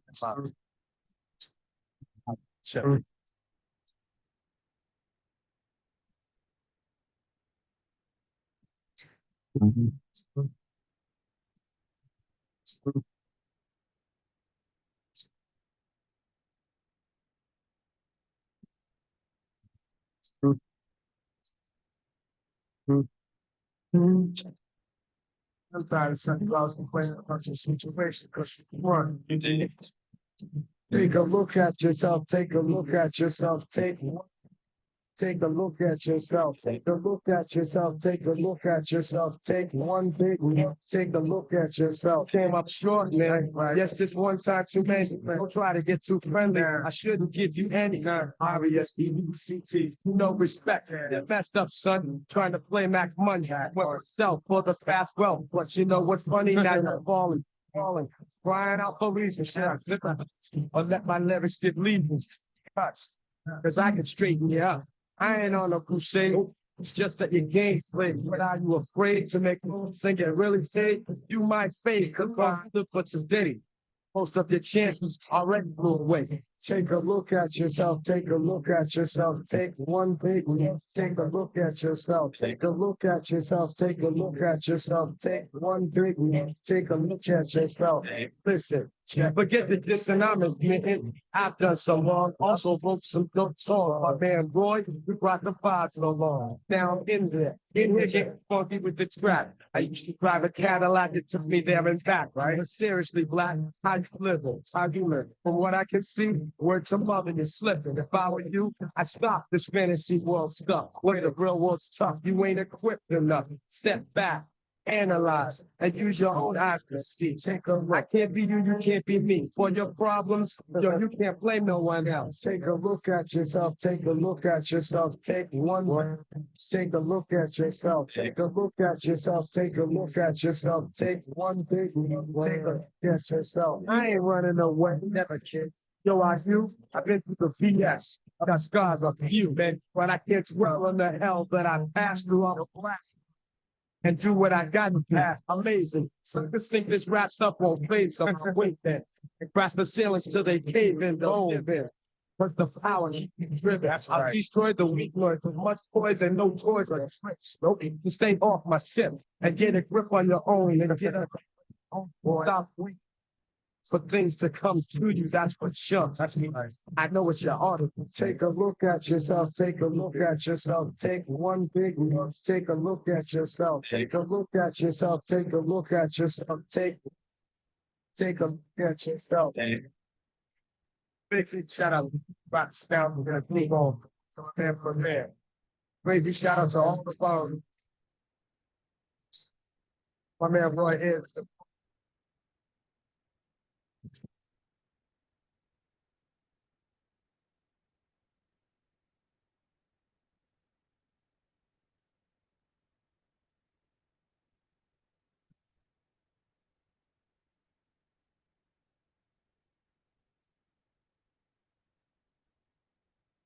Take a look at yourself. Take a look at yourself. Take a look at yourself. Take a look at yourself. Take a look at yourself.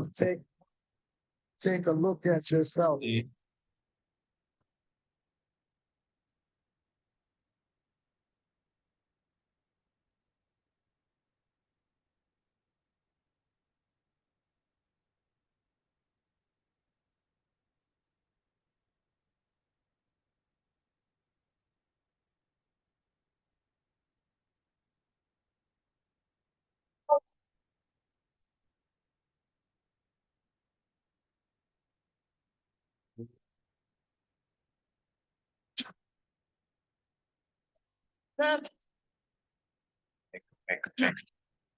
Just make your pictures. Make, make, make, make, make. See. Okay, start with sense.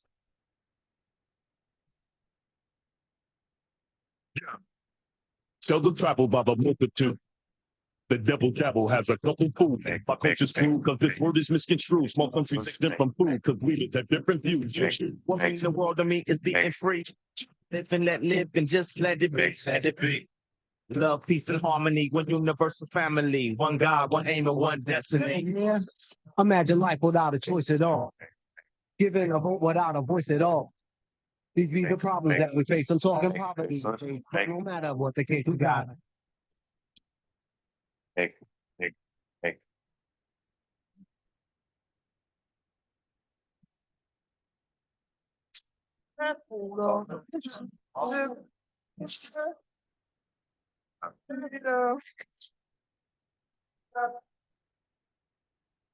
Yo, I'm the first candidate to hate. Had to be on the drum to Yes, the cake. So what was the sum to those who were hung? They were decapitated, and if you would mention the word freedom. People screaming free will be the more, but 2 out of 3 of them will probably be the more. I'm heated for sure that the defeated the fall, incomplete and unsolved when the word freedom's involved. Yeah. My forefathers hung in trees to be free. Got rid of slavery, but still kept the penitentiary. And now freedom got a shotgun and shells with your name. Release the hot ones and let prisoner, Hollywood visitor. Damn for cat segregated on whack. Color got me. Cap Angus and Andy for the freedom they just won't hand me.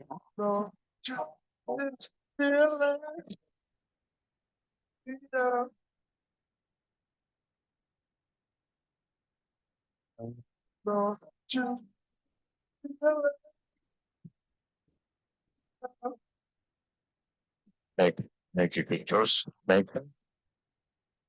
For the not a lot of time. make, The hard time makes it fine. It's so true and everybody's But, on. that's me. The one That's not, It's so true and make it, pictures, make, make, make pictures, make, huh?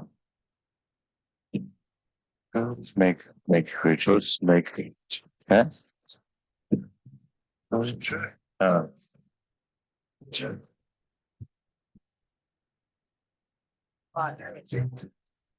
But on stage. About to bring this big. Out. Guys, in. that's. Got planting. Hey, yo, inside the ghetto, but in a sunny meadow. I'm gonna make this one on the north. Yo, got the pedals in the walk hill set. Like your ill form will make your body fit. That's the ghetto town, kind of a straight on your shit. It's like an act. Will, but if the God will, and ready to die, cause I'm a pill, all your negative feelings in on while I make the highest moves to the hip hop beat. You know what's really killer? Then you can imagine that every source of pain in my face make it happen. If I make it happen, that means I make the most of it. And I'm doing my thing for the ill promotion. Everybody do the hot mix. Like I lay up in the piece on the end card notes. You gotta do the hop. You move to the beat, you don't stop. Now everybody here, you do the hop. You're going up the top, a sample, a break, don't stop. You got to come back and do the hop. Yo, fuck the top. You got to come back and do the hop. Your body won't stop. You got to stop, non-stop. You got to come back. Your career is done like Johnny Clark. Get me vexed, I do like left, I'm starting on.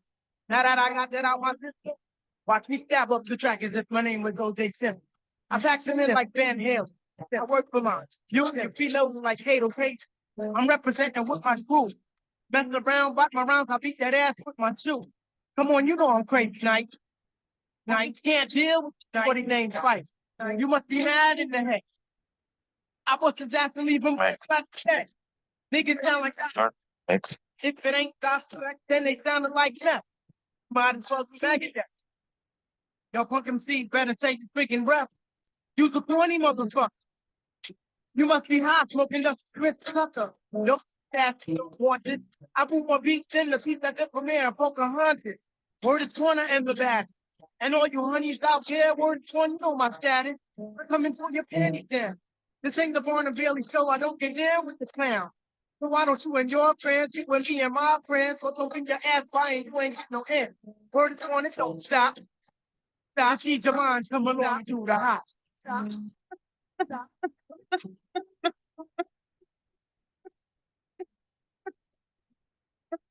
The hottest thing. You got to do the hop. You move to the beat, you don't stop. Come on, everybody, do the hops. Music stop. They got to come back and do the hops. They move to the beat, you don't stop. Focus jump rocks. You got to stop, do the hops. They come back, the hops. You know we don't stop. We don't get no prize, we don't stop. No, we come back to the hops. Jordan's in the place, all the shorty box to the hops. Got to come back to the hops. We never go pop, you know, we come back, we do the hops. That's how it is, we do the hops. You move to the beat, and come on, everybody, don't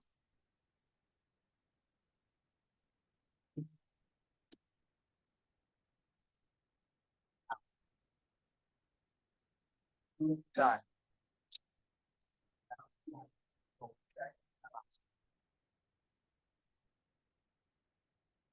So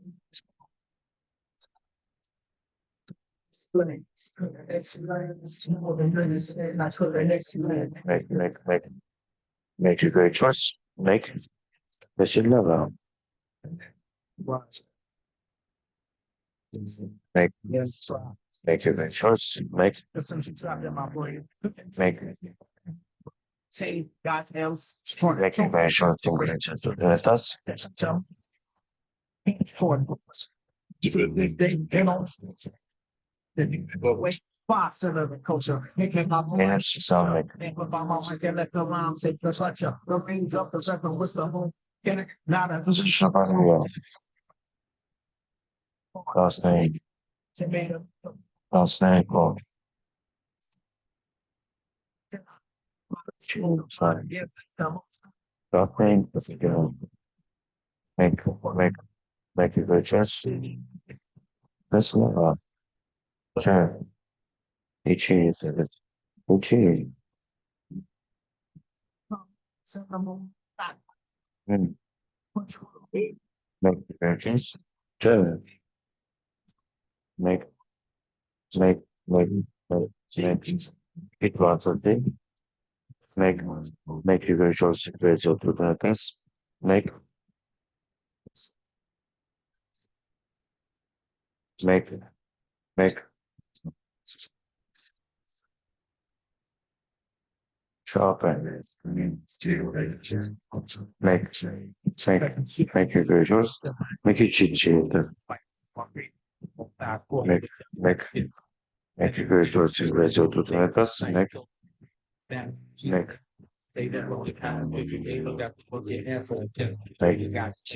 shorts. Make you very short secrets of the test. Make it challenge. Ash. Shroom combination. Shroom combination. Got this, okay? That I gotta wake up and say who's the grade. Cause it's still living in a lot of days late chase. Make Make it very short. cycle wrong, still provide this short. Make it those secrets of the test. Take it off the dead thing. The time's up for me to free my alone. Grab hold of my heart and take Never starting. no matter what time being hard. I just am rather be forced to go. So slow for scenes. Make it very short. Make shut up. Shut up. Each is make it very short. Make chili chin. Yeah. Stop, non-stop, hit the body rock. I make the lead about to see the stars now. Walk proud and Make it very short. down. You give the roar, the bill how cool. Give me Make what you want. very short. Make So your answers back run, move to see me coming. I'm taking it back.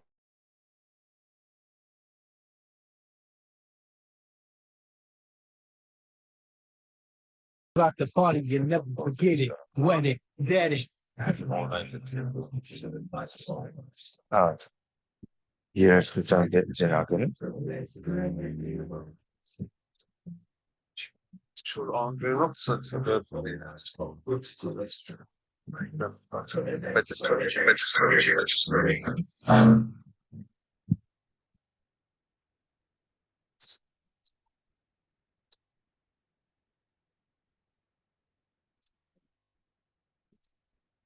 in.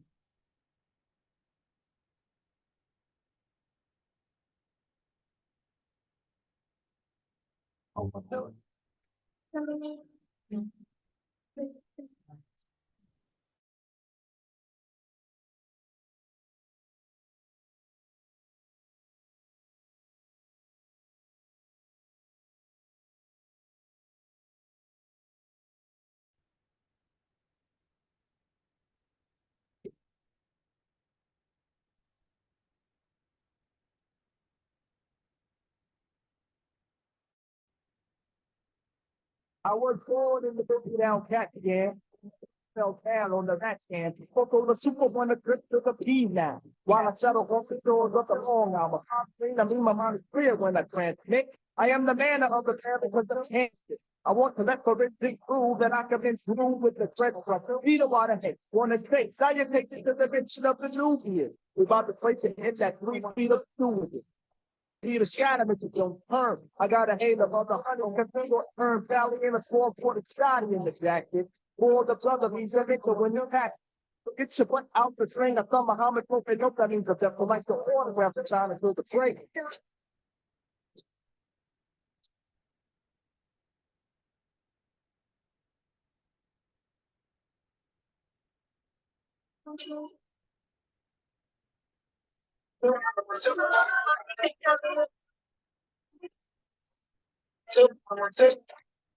Truth with the mayor.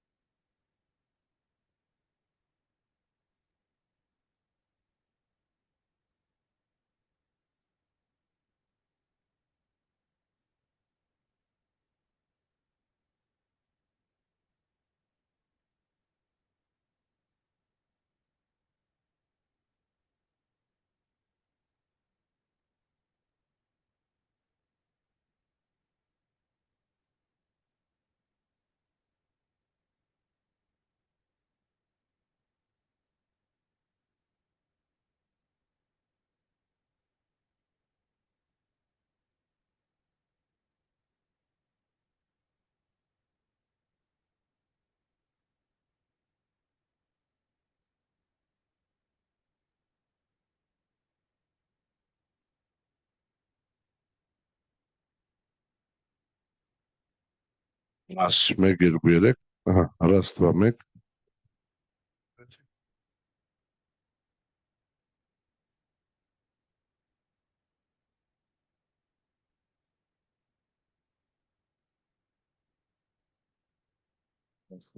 Arslan on the part. Listen. 24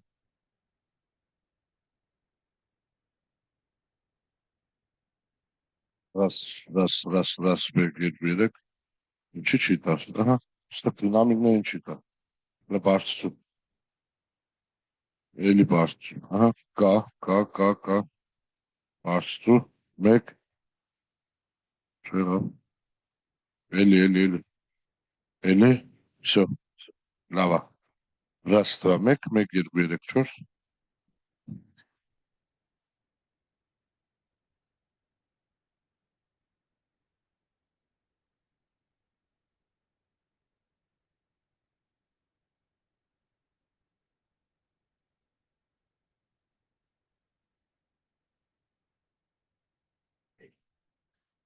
Rastva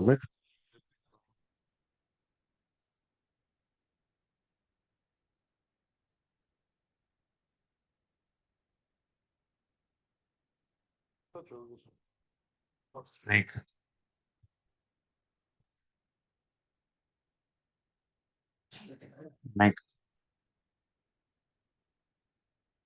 Make. Make. Ortalık.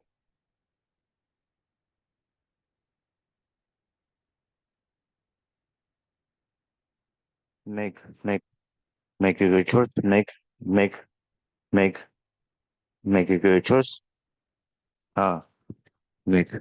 Make a good choice. Make with lava.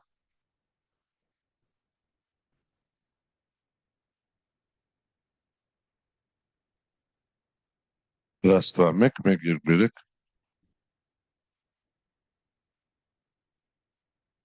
Ras me girvírek. Çöz. make a great choice sequence of 2 Make a great choice. Armen Gülne.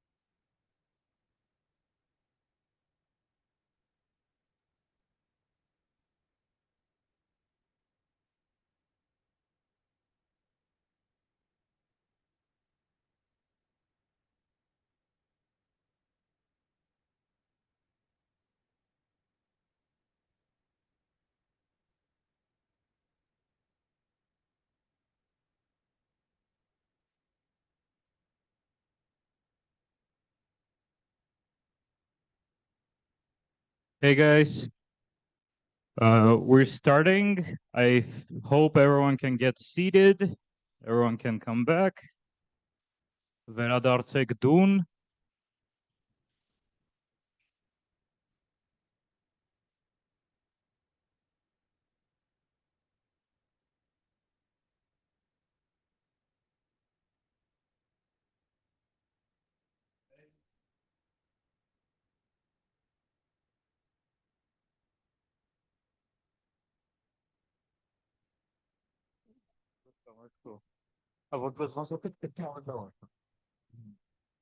Ha? Ota pokres? Ha, vorgatın dari sarot juga kan sih. Rotates. Maka betul juga. Problem apa? Sorry? Ha, ya tekrar ya.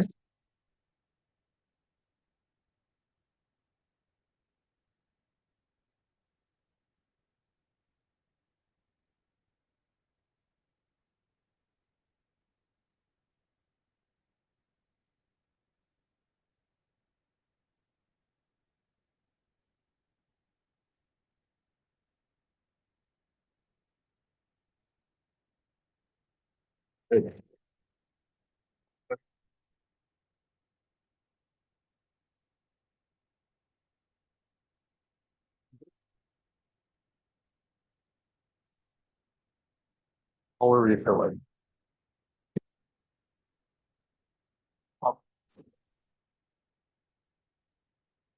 You can also ask questions for some segments if you want to, because like there's a thing that lost a lot of questions.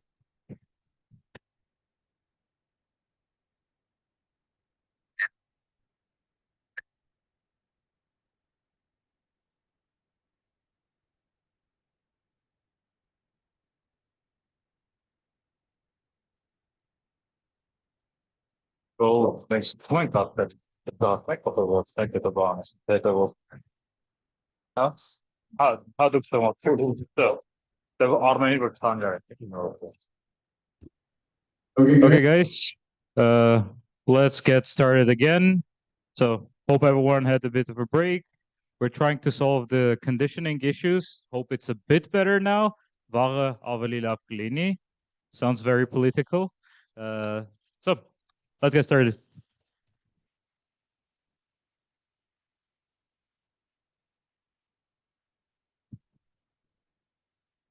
Um, okay, I think there were a couple more questions on chat. I think this is a pretty important slide, so let's just cover those. No, I think there was, okay, all right.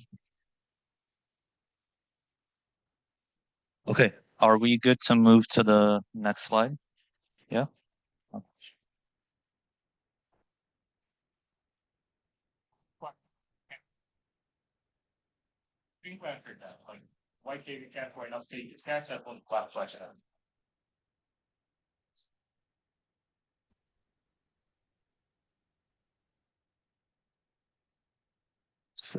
Okay, great. Okay, so now hopefully we have some intuition about transformers in general. So really what's next after this is talking about what LLMs are, which is application of transformers at scale. Primarily, I think what we'll do is we'll talk about pre-training because that's kind of the most I guess compute intensive part of all this. And then we'll talk about like what modern stages of training language models are, but we're not going to get too deep into that just because it's like it's well beyond the scope of what we can do in a couple of days. So yeah, so let's get started. So the core agenda is going to be again more or less kind of a historical walkthrough of why did we decide that this is the way that we're going to get to AGI, primarily from thinking about scale and how emergent and how abilities emerge from scale. We'll talk about modern transformer variants. So particularly, I think we'll talk about probably up to Llama 3. I don't think we'll touch on any of the new variants, nothing about mixture of experts. Again, a little bit of outside of the scope of this. We'll talk about pre-training. We'll talk a little bit about what the different stages of pre-training, mid-training, post-training are. And then if we have enough time, because I think we are running a little bit short, we'll talk about very common SFT, pretty much the most common type of post-training that's done now. Okay.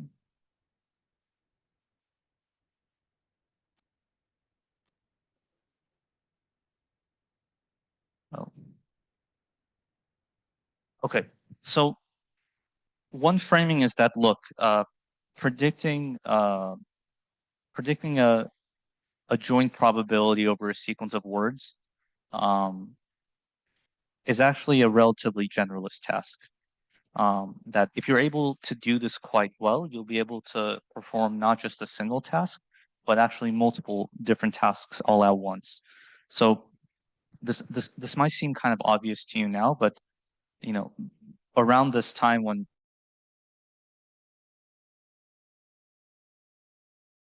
the concept that you had like one set of weights that was capable of doing everything was kind of an absurd thing, which is why OpenAI was the kind of the only team that was really pushing on this. So really, I would frame this as that, you know, just doing something is actually a very generalist policy. And this is kind of the shift that we saw from modeling representations to modeling generations. And so we'll talk about this a little bit, but let me just check what the next slide was. So what we saw was that the majority of the industry was focused on essentially BERT or mass language modeling. The idea was like how well can we represent language in some continuous domain? Think about this as like a very extreme form of word level representations, like word to vec. And around the same time, the first GPT paper came out, which exclusively OpenAI was focused on, which is let's just focus on generating text as well as we could, and let's forego thinking about what are the best representations for different set of tasks. So this was around the GPT-2 time. There was a realization that language models could actually generalize to unseen tasks. So the idea was that you can learn different tasks with LLM if you have some base model like a BERT model, and then you can fine tune that task of interest. So whether it's sentiment analysis or I don't know, identifying if something is a scam email. The idea is that there were too many practical issues for this to be our form of AGI. First of all, like there's an infinite amount of tasks. So you're going to have like way too many copies of models. There's like an economic factor of fine tuning a ton of models, which is that you need large scale label data for fine tuning. And the thing is that, intelligence means being able to generalize tasks that you haven't seen. So what's the point of trying to get a model that can only do one specific task? So kind of the way that we kind of thought about this, and I think part of it part of it was that like even when we were at FAIR, I think we had the wrong type of thinking about this, which was that, if it's too problematic to fine tune per task, let's just do multitask training where you train on like hundreds of different tasks, and then maybe you can learn something that's relatively unique. Again, data still remains a challenge, and again, like humans don't really require that much of supervised data to learn. So can we actually do better? So the idea was, can you train a model that can perform tasks from a description? And this is what we said, or what was called in a zero-shot manner. And the way that the OpenAI folks thought about this is that, moving away from fine-tuning representations to conditional generation on some task, right? And again, this might seem super obvious right now, but back then this was like, everyone was like, this isn't going to work. This is kind of a dumb thing to try. And so the idea was that you can move away from having a single task model by just properly conditioning your input into a general model. And so the task can be defined, via task descriptions. It can be provided in, in context samples where you give a couple of examples on how to solve a task. But the main idea is that you have a single generalist model, not a task-based model, that you can prompt via just a straight textual conditioning. And so the interesting thing with GPT-2 and more so 3 was like, was a fundamental maybe misunderstanding about how we can make this work. Like no one really expected that if you just train on an insane amount of data, that you can learn tasks randomly. And the key kind of insight that OpenAI had was that if you're able to model like all of language in a very compressed representation, that is actually intelligence. And from there, you will be able to pull out like the ability to do zero-shot learning and work with many disparate tasks with no training at all. And the main idea was that, this is not a scientific achievement, but actually an engineering one, where, the primary gains from GPT 1, 2, 3 were all just scale. There wasn't any like really fundamental breakthroughs until after GPT 3. And so this is kind of what they saw, which was that, hey, perplexity, which is like, how well can I just compress the, essentially all of human knowledge via text. What they saw very quickly is that scaling just improves perplexity. There's nothing science-wise that you have to do in order to get this to work. You can just train longer with a bigger model and you can compress all of human language much better. And this was the core focus that OpenAI had when everyone else was focused on like, what's the best, smallest BERT model I can train. And what was really interesting here is that there was this realization that like, there's a relatively large power law region of compressing text, right? Like there's math examples in your pre-training data on like Reddit, right? And if you're training on it, being able to even minimize slight error on predicting the next token of a proof is incredibly complicated, right? So the realization was that likely it's going to take a lot of compute to get to this place where we essentially cannot reduce compression over text, right? And so this power law regime, they actually like very explicitly showed you can model in a highly predictive way by just looking at some axes of scale, whether that's data set size, model size. And you can very easily predict your level of compressibility that you would get of text just by fitting these so-called scaling laws. And again, maybe this isn't too surprising to folks, but the fact that you can get such predictable, such predictable predictions of compression is kind of insane, right? It shows that there's probably something very, very fundamental with the way that we represent intelligence, at least through text, that is concretely and directly modelable with these scaling laws. And again, this was very surprising to everyone. Like the first scaling law paper actually came out like very early in the 2020s. And people still didn't think that it was too big of a deal because I don't think they realized the implications. By the way, when I say they, it kind of includes us as well. And so this was the very first scaling law. So this was Kaplan when he was at OpenAI. And the key thing that he wanted to figure out was that could I, if I fix some architecture, can I predict the level of compression that I'm going to get from the number of tokens, from the data, from the hyperparameters? And like I said, the answer was yes. So it turns out that performance almost exclusively depends on scale, and surprisingly, and very, very surprisingly, very weakly on model shape. And so essentially what this meant is that, yeah, you can play around with your architecture, but you're probably not going to get multiple orders of efficiency gains. This is primarily going to be a question of how can I pick better data? How can I train longer? How can I train more efficiently? And so in this paper, they essentially fit these very smooth power laws, and they were able to predict performance very, very well. And this essentially set kind of OpenAI up for the path that they're on now, which was they were scaling before anyone else was even thinking about scaling. And they learned kind of even more interesting things like they were able to show that larger models are more sample efficient. Again, this might sound like a very obvious thing now, but if you ask anyone that was in machine learning theory, this is the exact opposite of what you would expect, right? So from like the, what is it, 80s, 90s, like VC dimensions, like, yeah, like pack bays, right?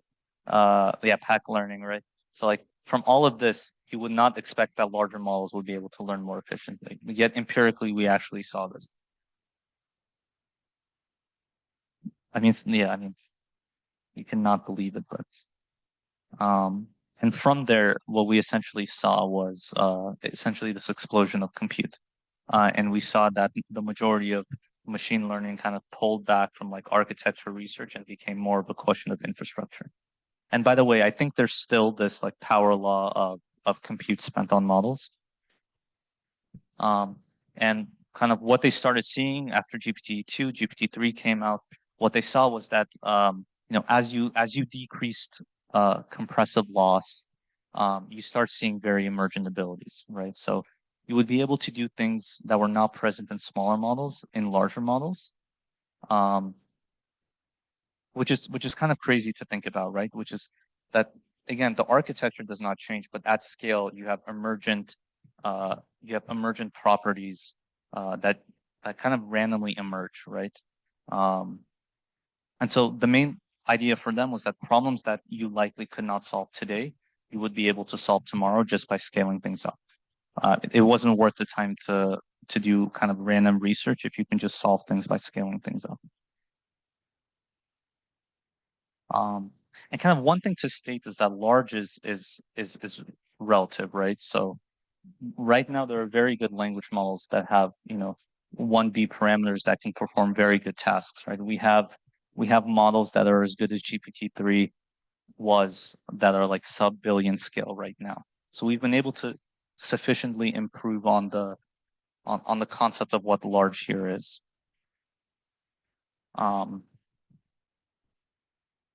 And so around the time that this was going on, there were essentially three different approaches that were being looked at. So there were encoder-only approaches. So if you guys have heard of BERT, this is what this is. And this is a purely like representation learning technique. The idea being is that you know, you have a fixed sequence, you mask out a couple of words and you ask the model to fill in the mask. It's a very complicated version of word2vec.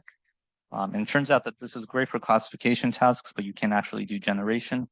So around that time, encoder-decoder models came out, so like T5 or BART. It turns out that it's, you know, relatively good for fixed generation tasks like machine translation and summarization, but not good as like a general cognitive agent. And then around this time, there were decoder-only models, and this was again only GPT from OpenAI. And the idea was that, yeah, just train on next token prediction. It turns out that at scale, you have more stable training, faster convergence, better generalization. And kind of everyone else missed this because no one was actually going for building out good infra so you can train things at scale. And it turns out that, across all of these, the primary difference is in attention.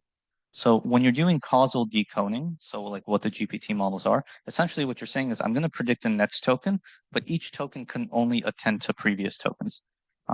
So properly is like you have an upper triangular matrix on your attention, right? Then we had non-causal decoders, or bidirectional decoders. And the idea here is that, you can look at anything at any time. And this is what BERT models were. And then there were encoder decoder models where your encoder was bidirectional and your decoder was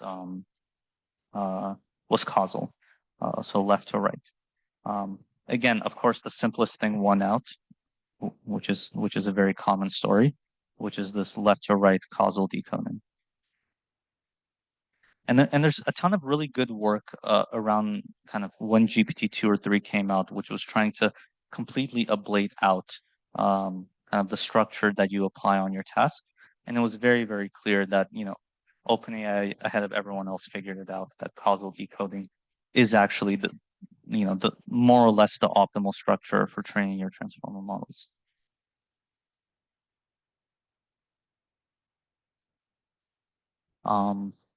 Okay, before we move on to, we kind of all now should agree that, we should be training causal language models. Now I want to talk about kind of, in 2016 or 2017, the transformer paper came out. And now it's, I guess Llama was 2024. So I want to talk about kind of the core changes that you should expect if you're using any of the modern transformer architectures. But any questions about why causal plus scale won out over the pre-existing methods? Eric? Yes.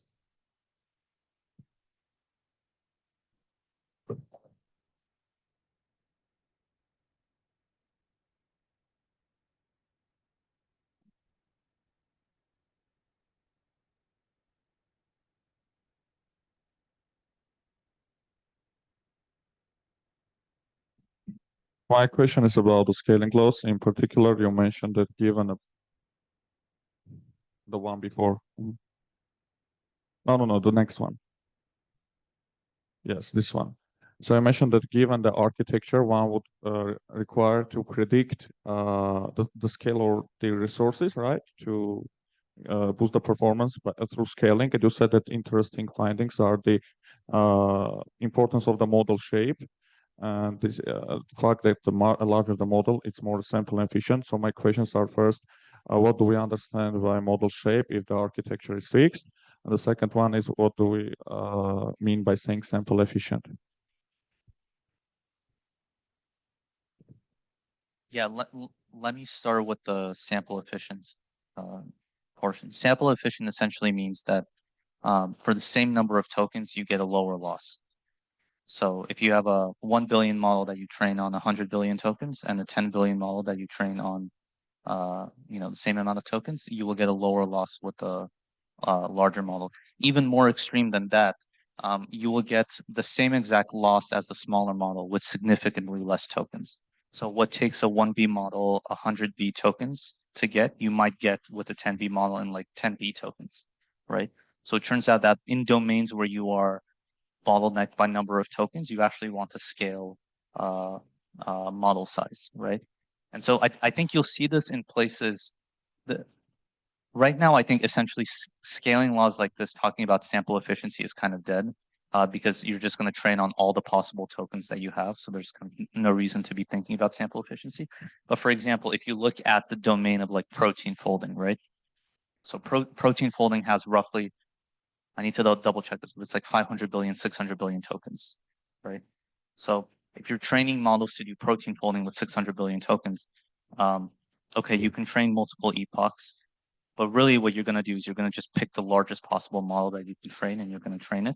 And that's exactly what's happened. So if you look at like all the state-of-the-art protein folding models, they're like 30B, 70B training on 500B tokens. which is like a very weird number of tokens per parameters to train on.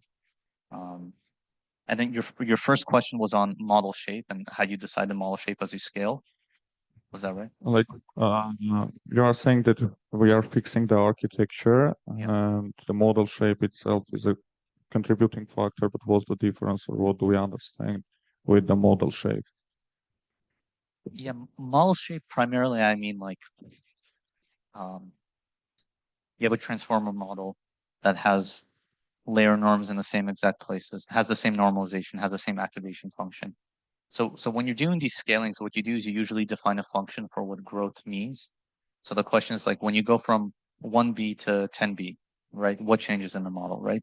There's a couple of aspects that you can change, right? You can change the embedding dimension of the model, right? You can change the number of layers that the model has. You can change the number of attention heads that the model has. You can change the dimension of the internal MLP, right? So there's a question of like, what is your growing function, right? And so, for example, the GPT-3 paper has a very explicit definition of how they grow things, right? As does the Chinchilla paper, which is a Google paper on scaling laws. But it is a good question that is not always super clear what is the optimal growing function for transformers for a specific domain.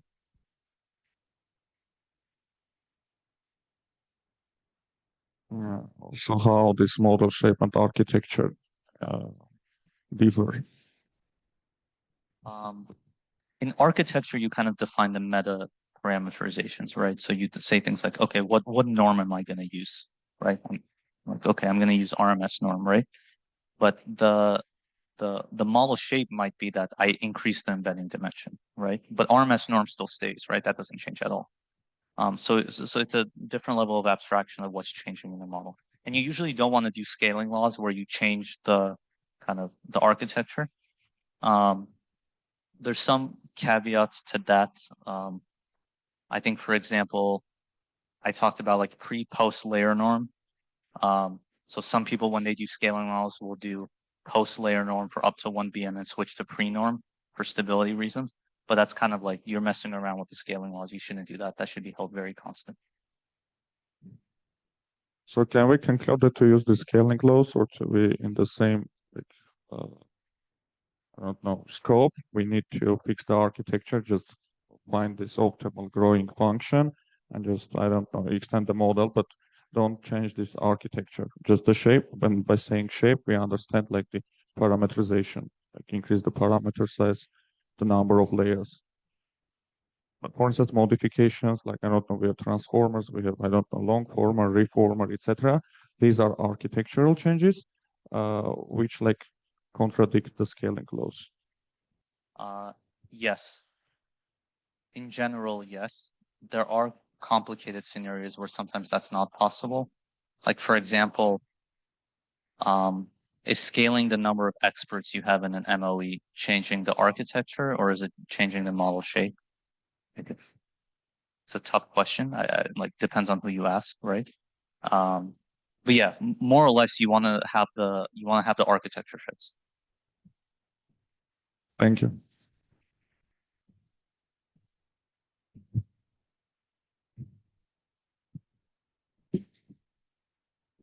Is there any relation to causal model with neurosymbolic models?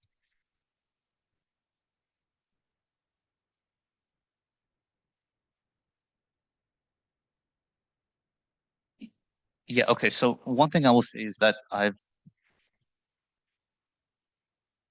like with the great amount of passion have not followed any symbolic methods. So I think it's hard for me to say because I just don't look at this. There are scaling laws for things like the length of your reasoning trace, as an example, right? Like maybe that's like, if you're solving math problems, that's a symbolic form of computation. But I haven't, this isn't super my domain, so I can't really comment on that.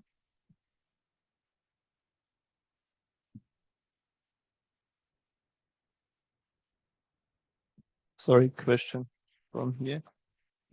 In terms of how do we measure or count the number of parameters, which parameters do we count in the scaling laws, and what do we use as the measure of the compute? Is it like number of flops that we spend?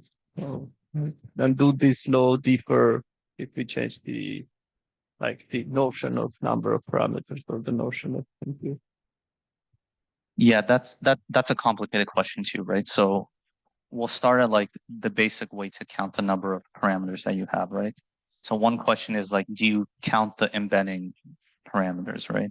Like for a small model, you're going to be dominated by embedding parameters. So for example, some scaling laws don't consider embedding parameters as a as a parameter cost. The other thing is that the flop cost of embedding is like near zero, right? So because like embedding a piece of text is it's a lookup table, right? It's like it's O1. That's the very kind of simple case where you can start disagreeing on parameter count. Then when you start getting into MOE models, there's a question of like what is the active parameter count versus the passive parameter count, right? So if you have a mixture of experts that's partially activated, you can have like a 3B model, right? Active that has 32B passive, right? So in your scaling laws, you probably don't want to use the 32B. You probably want to use active, right? Yeah, so this is kind of where it gets complicated. But for example, you can't compare active number of parameters with a dense model and kind of pretend that your scaling law is going to fit because the architectural choices are very different. Yeah, so this is a pretty tough question. Flops is the right measure of compute, but even flops is kind of tough, right? For example, if I have a model architecture that lets me use more FP8 flops than BF16 flops, how do I properly compute that in my scaling law, right? So most people, or like during, I don't know, Llama 3, it was you would compute flops and assume everything is in like BF16, right?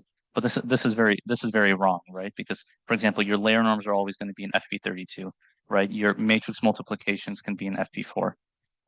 So it's relatively complicated.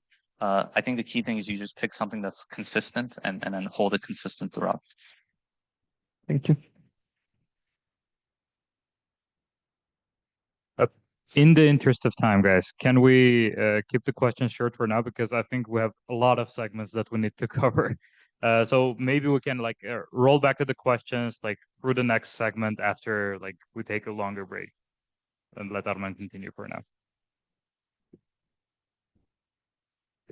Yeah, I mean, I'll also say I think this is pretty fundamental. So I think I have a ton of slides, but we can roll that in over into tomorrow. I think in general, stuff like this is more interesting than touching on like multimodal things. Yeah, okay. Now let's talk about kind of the modern architecture. So the modern architecture, like I mentioned, is that you move from post-layer norm or post-normalization to pre-normalization. This is primarily for stability reasons above 1B parameters. Other things that we do is you don't use layer norm, you use RMS norm, and we'll talk about that. We move away from ReLU to SWIGLU, which is another Noam Shazier paper. We move away from the positional embeddings that we talked about into ROPE, which is a very small modification of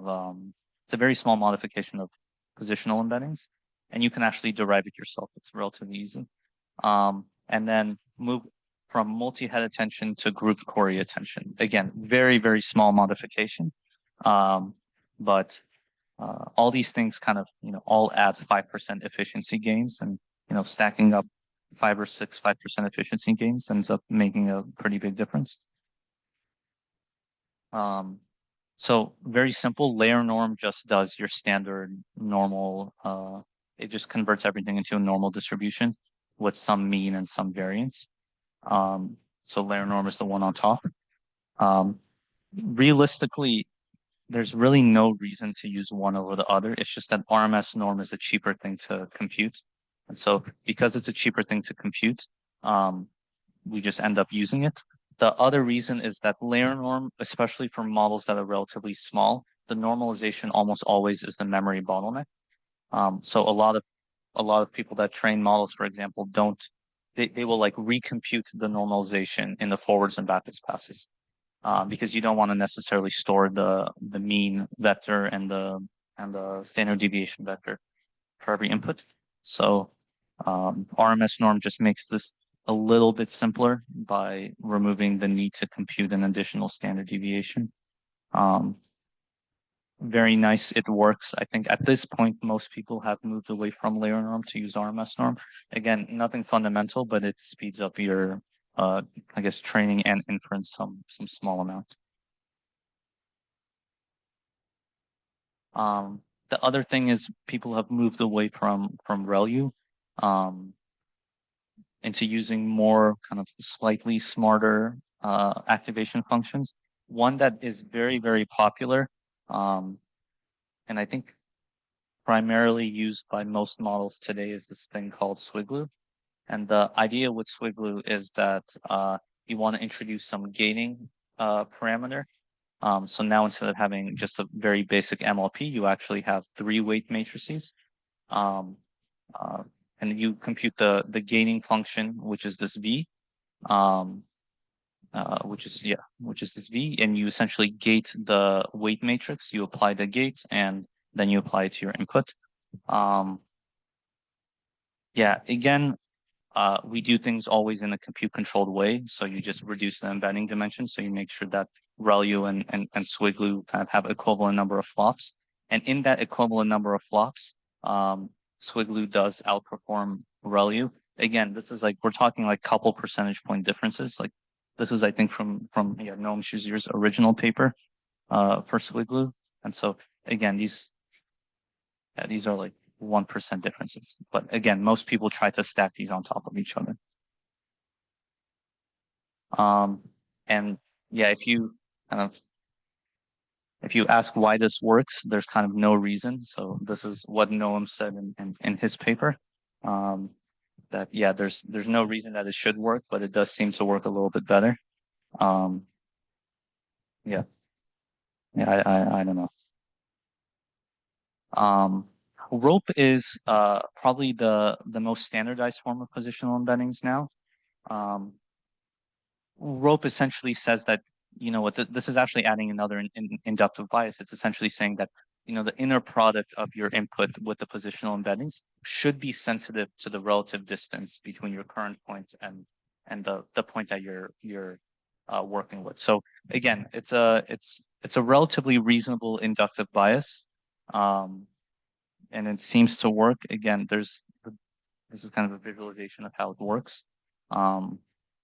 It's all about, again, trying to figure out how to get the rotations done correctly so you have this kind of equality. It's a kind of a fun problem to try to solve. Realistically, it helps with a couple of things. One thing that it helps with is if you want to extrapolate beyond your training sequence length, because again, this is a purely relative positional embedding. But again, it doesn't really add much. It's like, again, couple percentage point gains. Not really a very functional difference in terms of capabilities. But again, when you stack on a lot of these like 1 or 2% changes, it ends up mattering a little bit. And then there's, you know, people eventually start thinking about efficiency when it comes to inference and training efficiency to some degree. So one thing that group query attention, which is also, I think, Noam's paper, right? Yeah. So again, the rule of just follow what Noam Shazir does for architectures tends to stay true. The main realization is that you probably don't need equal amounts of key value pairs compared to the number of queries that you have. We kind of just did this for simplicity. So what group query attention says is, okay, we'll like have 1 KV for every like 2 queries, right? And the extreme of that is multi-query. So multi-query, I think, is Noam Shazir's paper. Yeah. I mean, it's in between. So multi-query is essentially you have 1 KV, and that's the very extreme version. So it turns out that, again, this is a very small modification on top of attention to make things a little bit more efficient. Helps primarily during inference. It saves you kind of the multiple of memory that you need to store in your KV cache. helps a little bit during training inference, but again, very small, couple percentage point gains that ends up stacking up. And so when we look at Llama 2, just to kind of set the standard for what people used to do, is essentially they would do this autoregressive pre-training, which is essentially very dumb, trained to predict the next token on a very large scale corpora. So Llama 2 was like 2 trillion tokens, Llama 3 was 14 trillion tokens, but you have models like Qwen that are trained on 30 trillion tokens now. So you have this very first pre-training stage, and then what they do next is instruction fine-tuning or supervised fine-tuning. The idea here is like, okay, let's now it's learned as much as it can about human knowledge. Let's now place a very nice interface on top of it. So instruction tuning is essentially a way to get a very nice interface on the model. So you have some data that's like, translate this into French, right? And then you will give an input sample and an output sample. So that's how the previous generations of language models were being trained with. So very basic, large scale autoregressive pre-training. Autoregressive just means predict the next token. And then you had some type of supervised fine tuning, which is like, oh, we have some very heavily supervised pairs. Let's like fine tune on that. So let's talk about pre-training. In general, this is the most compute intensive, although it seems like this is changing as well. The refresher is, you're just predicting the next token. And large has, kind of a weird meaning now, but I think this has stayed consistent. You usually are looking at like 30B 5T token scale, and you can trade away parameters for tokens.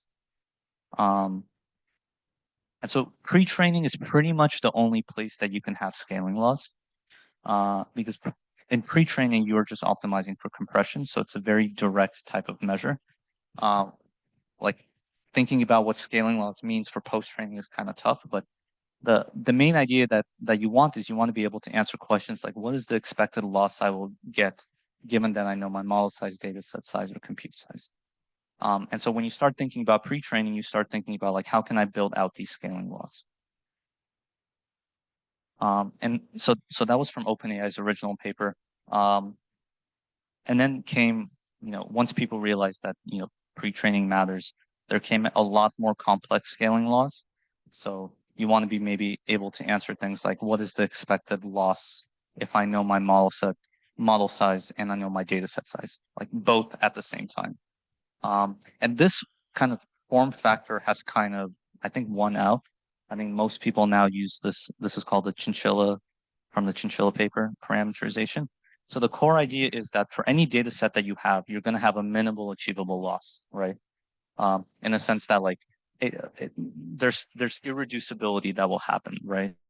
In your data, you're never going to have a zero loss, right? So there's some minimal achievable loss, and then we have some errors during our training process, right? So we have this functional approximation error, which is we are using transformers, so there's probably going to be some error in how they approximate things, and we use not globally optimal optimization methods, so there's going to be some convergence error. Right. So really when we want to model is we want to figure out what is the minimal achievable loss that we can get on a data set. And then at different scales, what is the approximation error and what is the convergence error? And as you expect, as you grow the model size, it becomes more expressive. So in theory and empirically, we see that the functional approximation error should go down. And for some reason, we don't know why, but it seems like it's relatively easier to optimize big models. So we see that the convergence error also goes down. Again, there's no real like theoretic reason for why this is the case, but you can get these like very, very beautiful plots. So for example, this is from the chinchilla paper. So if you look at the leftmost plot, you can see that as you increase the number of model parameters, you just see the training loss almost directly go down. And if you kind of fit a linear regression through this power law, it almost exactly fits. Like you're able to actually predict very, very well how well you're going to be able to compress this piece of text, even if you've never actually operated at this scale before. And there's like a ton of work in the open source that I think in conceptually is very interesting, but it's not super useful practically. The main thing is that scaling laws are only really useful to the people that develop the scaling laws, because no one releases the data set that they trained on. So it's only conceptually kind of interesting. So there's been a ton of work on like, okay, if I have, what's the expected loss if I know model set size, data set size, and I'm going to repeat my data a couple times, right? So there's like scaling loss for this. So you can obviously see that, there are diminishing returns for repeating data set, but up to 4 times is okay. This is held kind of true. And probably, I think this is from the GPT-4 paper when it came out. I think the most impressive thing that actually when we were at Meta, like shocked us a ton was this specific figure that came out. And if you look at this, what you can see is that they did their scaling laws and they were able to accurately predict out like what is this 3 orders of scale, which is absolutely nuts, right? So your scaling law is accurate at 1,000x larger compute. At that time, like we were struggling to get 10x, and OpenAI was at 1,000x. So it became very obvious that we were missing like actually some relatively fundamental science to figure out how to get such highly predictable scaling laws.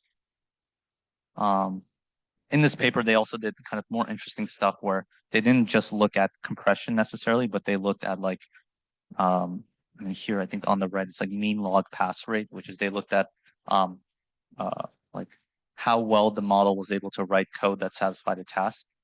And so, I mean, even more impressive was that they were able to get evals to correlate with scaling laws. So this was also kind of not known how to do. Again, they did all this about 2 years ago.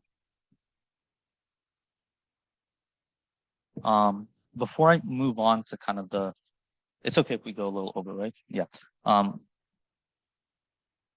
Any questions before I touch on kind of the modern stages of training? Because we just talked about pre-training for right now. So any questions here before we move forward? Are we all good, or is there some?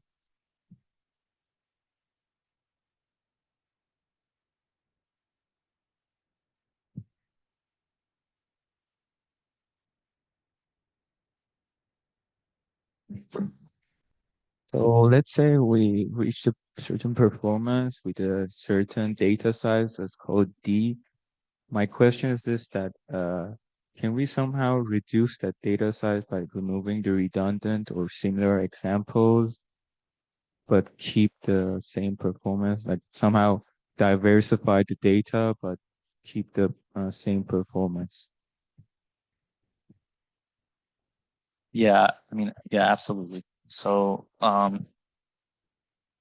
there was an interesting paper that came out a couple of weeks ago that I'm gonna be on. I didn't fully read, but the TLDR on Twitter was that the only thing that will change the shape of your scaling law is data.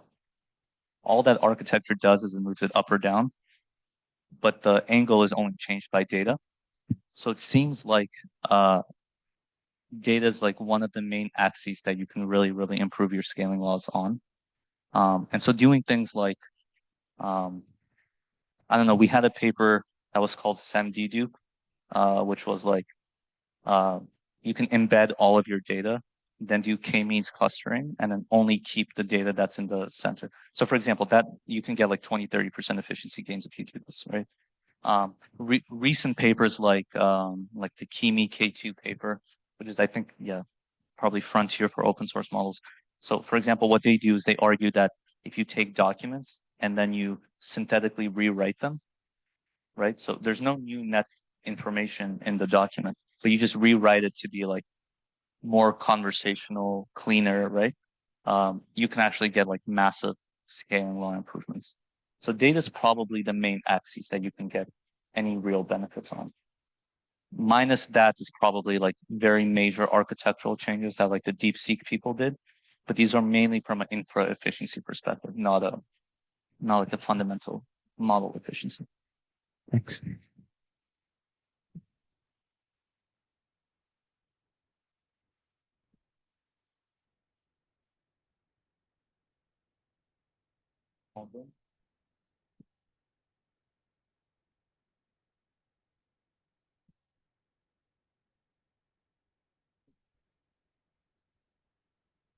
There is a question in chat, but Partha says like how are scaling laws and power laws differ? When I train any LLMs, how much should I bother about the scaling laws?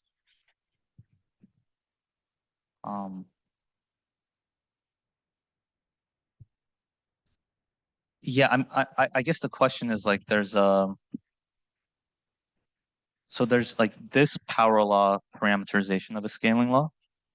So I think maybe the question is like, how does this compare to the chinchilla scaling law?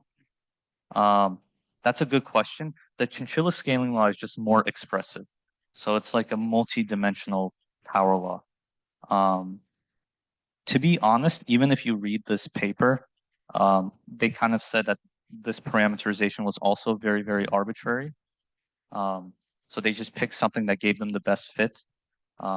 There is some like theory around like I'm forgetting, but there's like theory that the upper bound of the coefficients in the denominator is like 0.5 theoretically. So I think they kind of BS their way into this parameterization. But I think anything that is just highly predictive of your scaling is going to be good enough. Whether it's like the direct power law parameterization, like this chinchilla parameterization. I don't think there's any other popular parameterization. Yeah. And I guess the second question is how much should I focus on? Yeah, how much should you bother in your like daily LLM tunings, fine tunings, trainings? Should we try to get a power law per data set before like in a way trying to a scaling law? Should we just like assume what the scaling law should look like? Yeah, I mean, the thing is, if you have the compute, you should probably do it. At the minimal, it's a very good debugging feature. So for example, if you're not able to have this type of power law scaling, then you're doing something very wrong. And you should almost always have this power law scaling. So as a debugging feature, it's pretty useful. But the truth is that unless you're doing something that's like what trillion token scale, it's probably not super useful for you as a way to predict what you're going to do. The other thing is you usually use scaling laws to give you some additional information about what size model you're going to train. So for example, if you're doing a lot of fine tuning and you're using base models, like that surface area of exploration is already kind of figured out for you because there's a fixed number of models that you can use. There's like a follow-up. Please explain leftmost graph of this slide in more details. I think that's parameters versus training loss. Yeah, I think it's number of parameters is on x-axis, y is the training loss, which is just a compression loss, and then the different colors are different amount of tokens that I think were applied during the training. We have another question, something from synthetic data generation. So as models continue to grow, we will eventually exhaust available high quality data on the internet or like from a variety of sources, I would assume. What are the potential solutions? Yeah, I mean, I would honestly say that there are open source models that have probably saturated the internet. I think our estimates, if you scraped all of Common Crawl and cleaned it up, was 30 trillion tokens, which is, I think, exactly the number that the most recent Quen models train on. I think even the Kimi models were somewhere around there. So I think we have probably saturated the internet, but there are ways to get, I think, massive improvements. For example, Kimi talks about doing rewrites, right? Then we have, we move compute away from the pre-training stage into like RL post-training, right? Where instead of training on like raw text, you train towards certain environments like code or math. So there are still there's still axes of scales that we can saturate that are beyond just training on the internet. The other thing I will say is like, I don't know if I have the slide anywhere. Hold on. Yeah, so these were our estimates about a year ago. So if you start going multimodal, it's very easy to get to a point that we cannot train on. So if you include all the images that's in the web, it's about 200 trillion tokens. If you start including video, Like, yeah, I don't even know what's 1,000 trillion, quadrillion. 10 to the power of. Yeah. And so if you really go multimodal, you're not going to run out of large amount of tokens to train. There is a question of like, is it actually going to give you the capabilities that you want? Probably training on images isn't going to improve code. But that's kind of why I think the RL phase of post-training has grown. That's probably the next scale of compute that we're going to be using. In some sense, I think pre-training is kind of done is the wrong word, but text-only pre-training is saturated. Yeah. But there's like can you slightly at least like I think we have coverage on this in different lectures and in your lecture as well. Can you elaborate more on the RL example? Like, what do you mean when moving compute to RL? Just like a high level, very, very high level overview for people here, but we have special models for it within the vicinity of the summer school. So yeah, I mean, the high level is like, okay, once you've saturated the amount of data that you can directly train on, what you could start focusing on is generating a lot of your own internal data and then filtering out to get the right answer. So, I mean, this isn't how RL is done. This is like how rejection sampling is done. But like, if you have a code problem that you have tests for, you can take your model and you can generate 64 generations, 128 generations, and then you pick the one that passes all the tests, and then you add that to your training data, right? So now your compute is at the it's on the inference. I guess is why it's called test time compute, right? So it's on the inference rather than on the pre-training. The truth is that, I mean, this is going to get in future lectures, but this doesn't necessarily scale super well. So we do RL plus SFT, yeah. But yeah, this is where I think the kind of the frontier of post-training is at right now. okay. Any more pressing questions for this period? Oh, yep. Give me a second. I'm not that young. Thank you for a nice presentation. I wanted to ask something about scaling in the data axis. So if we train a model with 10 B tokens for 10 epochs and for 100 B tokens for one epoch, how do we compare these between each other? Yeah, I mean, that's tough. You can't compare it directly. So what I would do is I would look at like I think this is the name of the paper, the data constraint scaling laws. You essentially now in your parameterization, you have an additional term that tells you what's the term? What is the additional, you need to subtract the additional compression that you get that is not real compression from doing multiple epochs. So this is what this paper does, the data constraint scaling laws paper. But yeah, it's a lot tougher in a repeated data regime than in the not data repeated. But I think essentially here they argue for most models, you can go repeat data up to 4 times and you can still use the standard scaling laws. And I also have a question about positional embeddings. I don't know if we are running out of time and I should ask it after the I mean, no. Yeah, I think we can go, yeah. Should I ask it now? Yeah, go for it. Can we go a little bit deeper into this nope? I didn't actually understand why Nope or nope, like no positional embeddings. The layer norm part, how did this affect? Yeah, I mean, there's nothing with layer norm. I mean, it's just a pure attention thing, right? So, the way that nope, so the reason that nope works is that you usually, well, you always train with a causal loss, right? So you have your 10th token, for example, will do attention over 9 elements, right? Your 5th token will do attention over 4 elements, right? So there's a difference in norms that you get if you do attention over 4 elements versus doing attention over 9 elements, right? Because we don't have a normalization factor for sequence length. We have it like scale dot product is scaling on the embedding dimension, right? And so the model can like very cleverly figure out like, oh, if the norms are in this structure, that means that I'm the 10th element. Whereas if the norms are a little bit different, I'm on the 5th element, right? So this doesn't work if you have a bidirectional mask where you can look everywhere because the sequence length for all the elements is exactly the same. But yeah, it's kind of cool that it can The model can figure it out. If there's any signal, the model will squeeze it out. I don't think it's used anywhere. The only place that I only saw real usage was like this is getting super deep, but in like Llama 4, and the reason is, and probably Eric can tell you more, is like rope and then MLA, which is like a very efficient form of attention, don't play super nicely.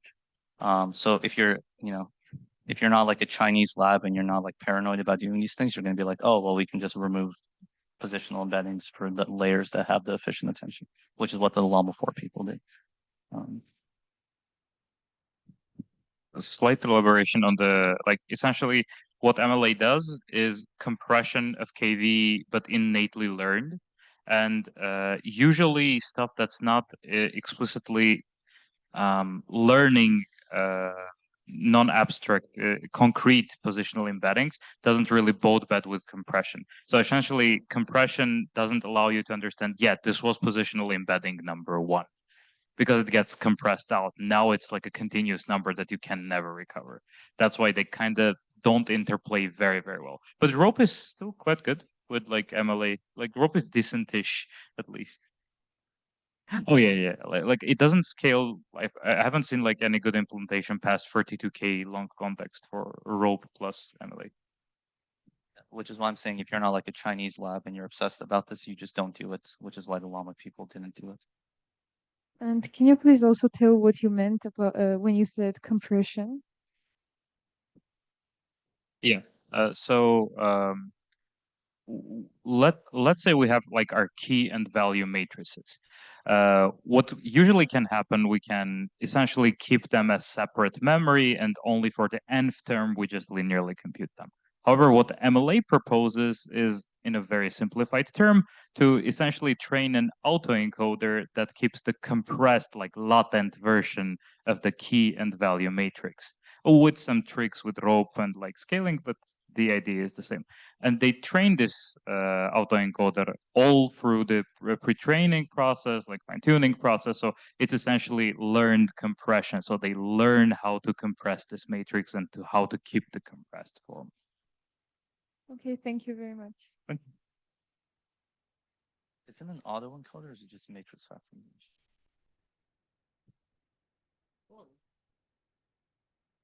Okay, I think we're going over, so probably I'll just save this for tomorrow.